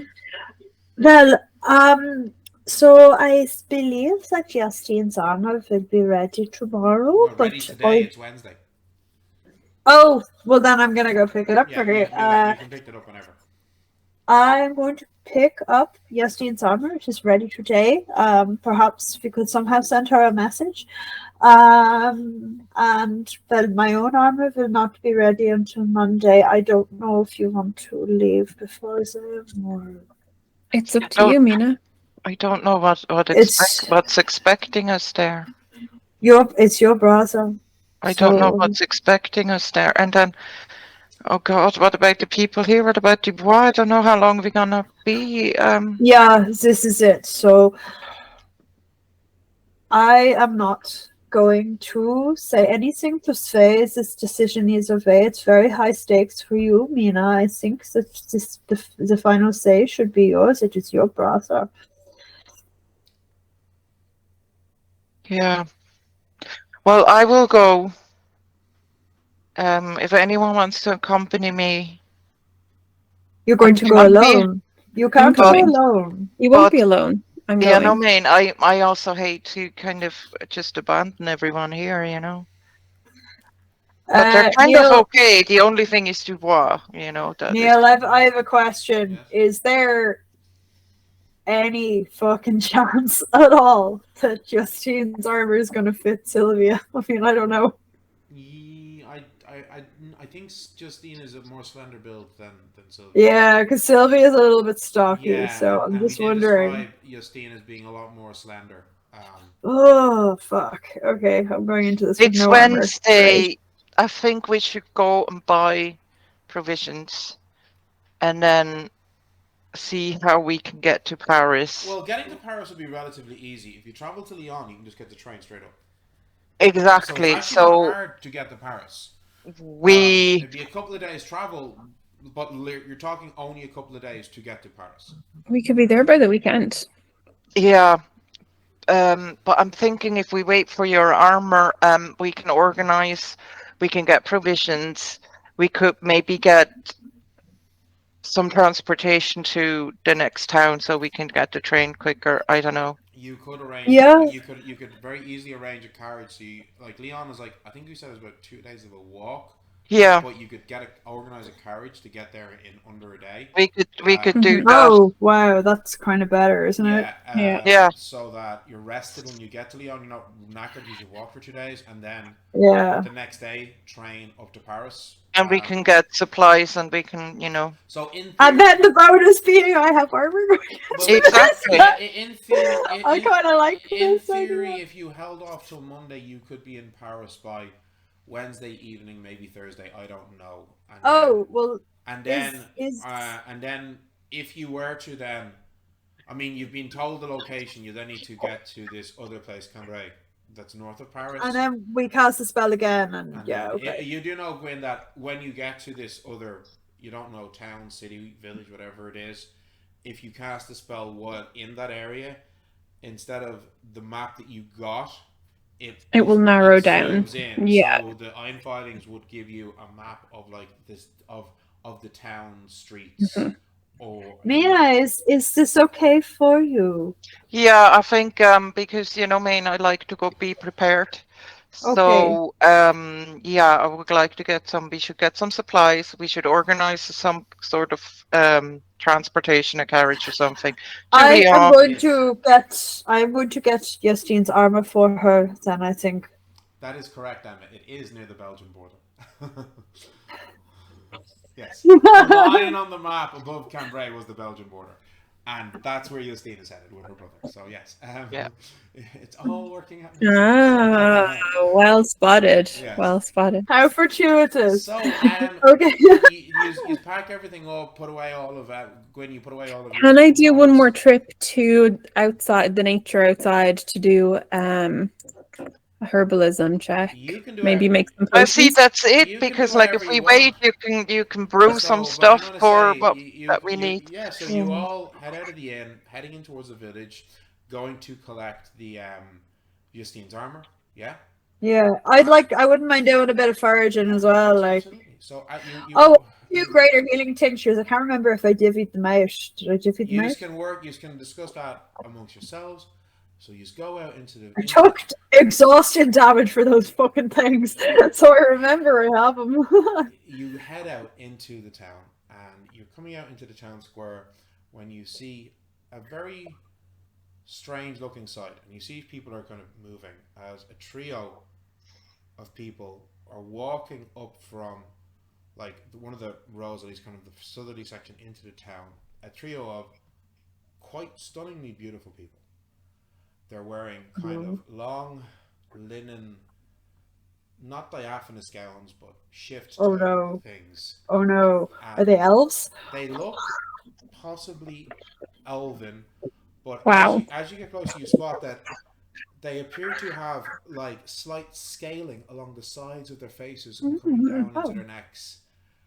Strikingly beautiful, as I said. Two men, they look to be maybe in their like early 20s, and then a woman, blonde, strikingly beautiful, slightly older, like maybe late 20s, like maybe 30s equivalent, and like they're quite a spectacle. They're hard to miss, as this townsfolk just stop and pull away from them, and looking around them all, the woman speaks in this loud, musical but booming voice that carries across easily, as she says, "Somebody from here has stolen what is ours."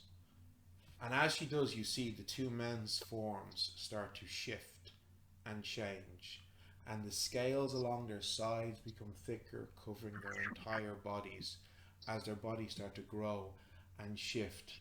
And as she's calling out, "We know that it is somebody here.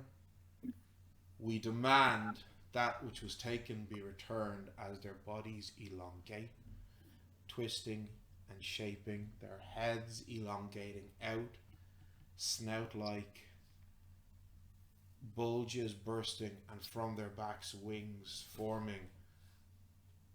You have until tomorrow as the two men change into dragon-like forms, 4.5 meters long, serpentine, lifting into the air, wings beating. Neil, until tomorrow. That is a perfect place to pause in her story.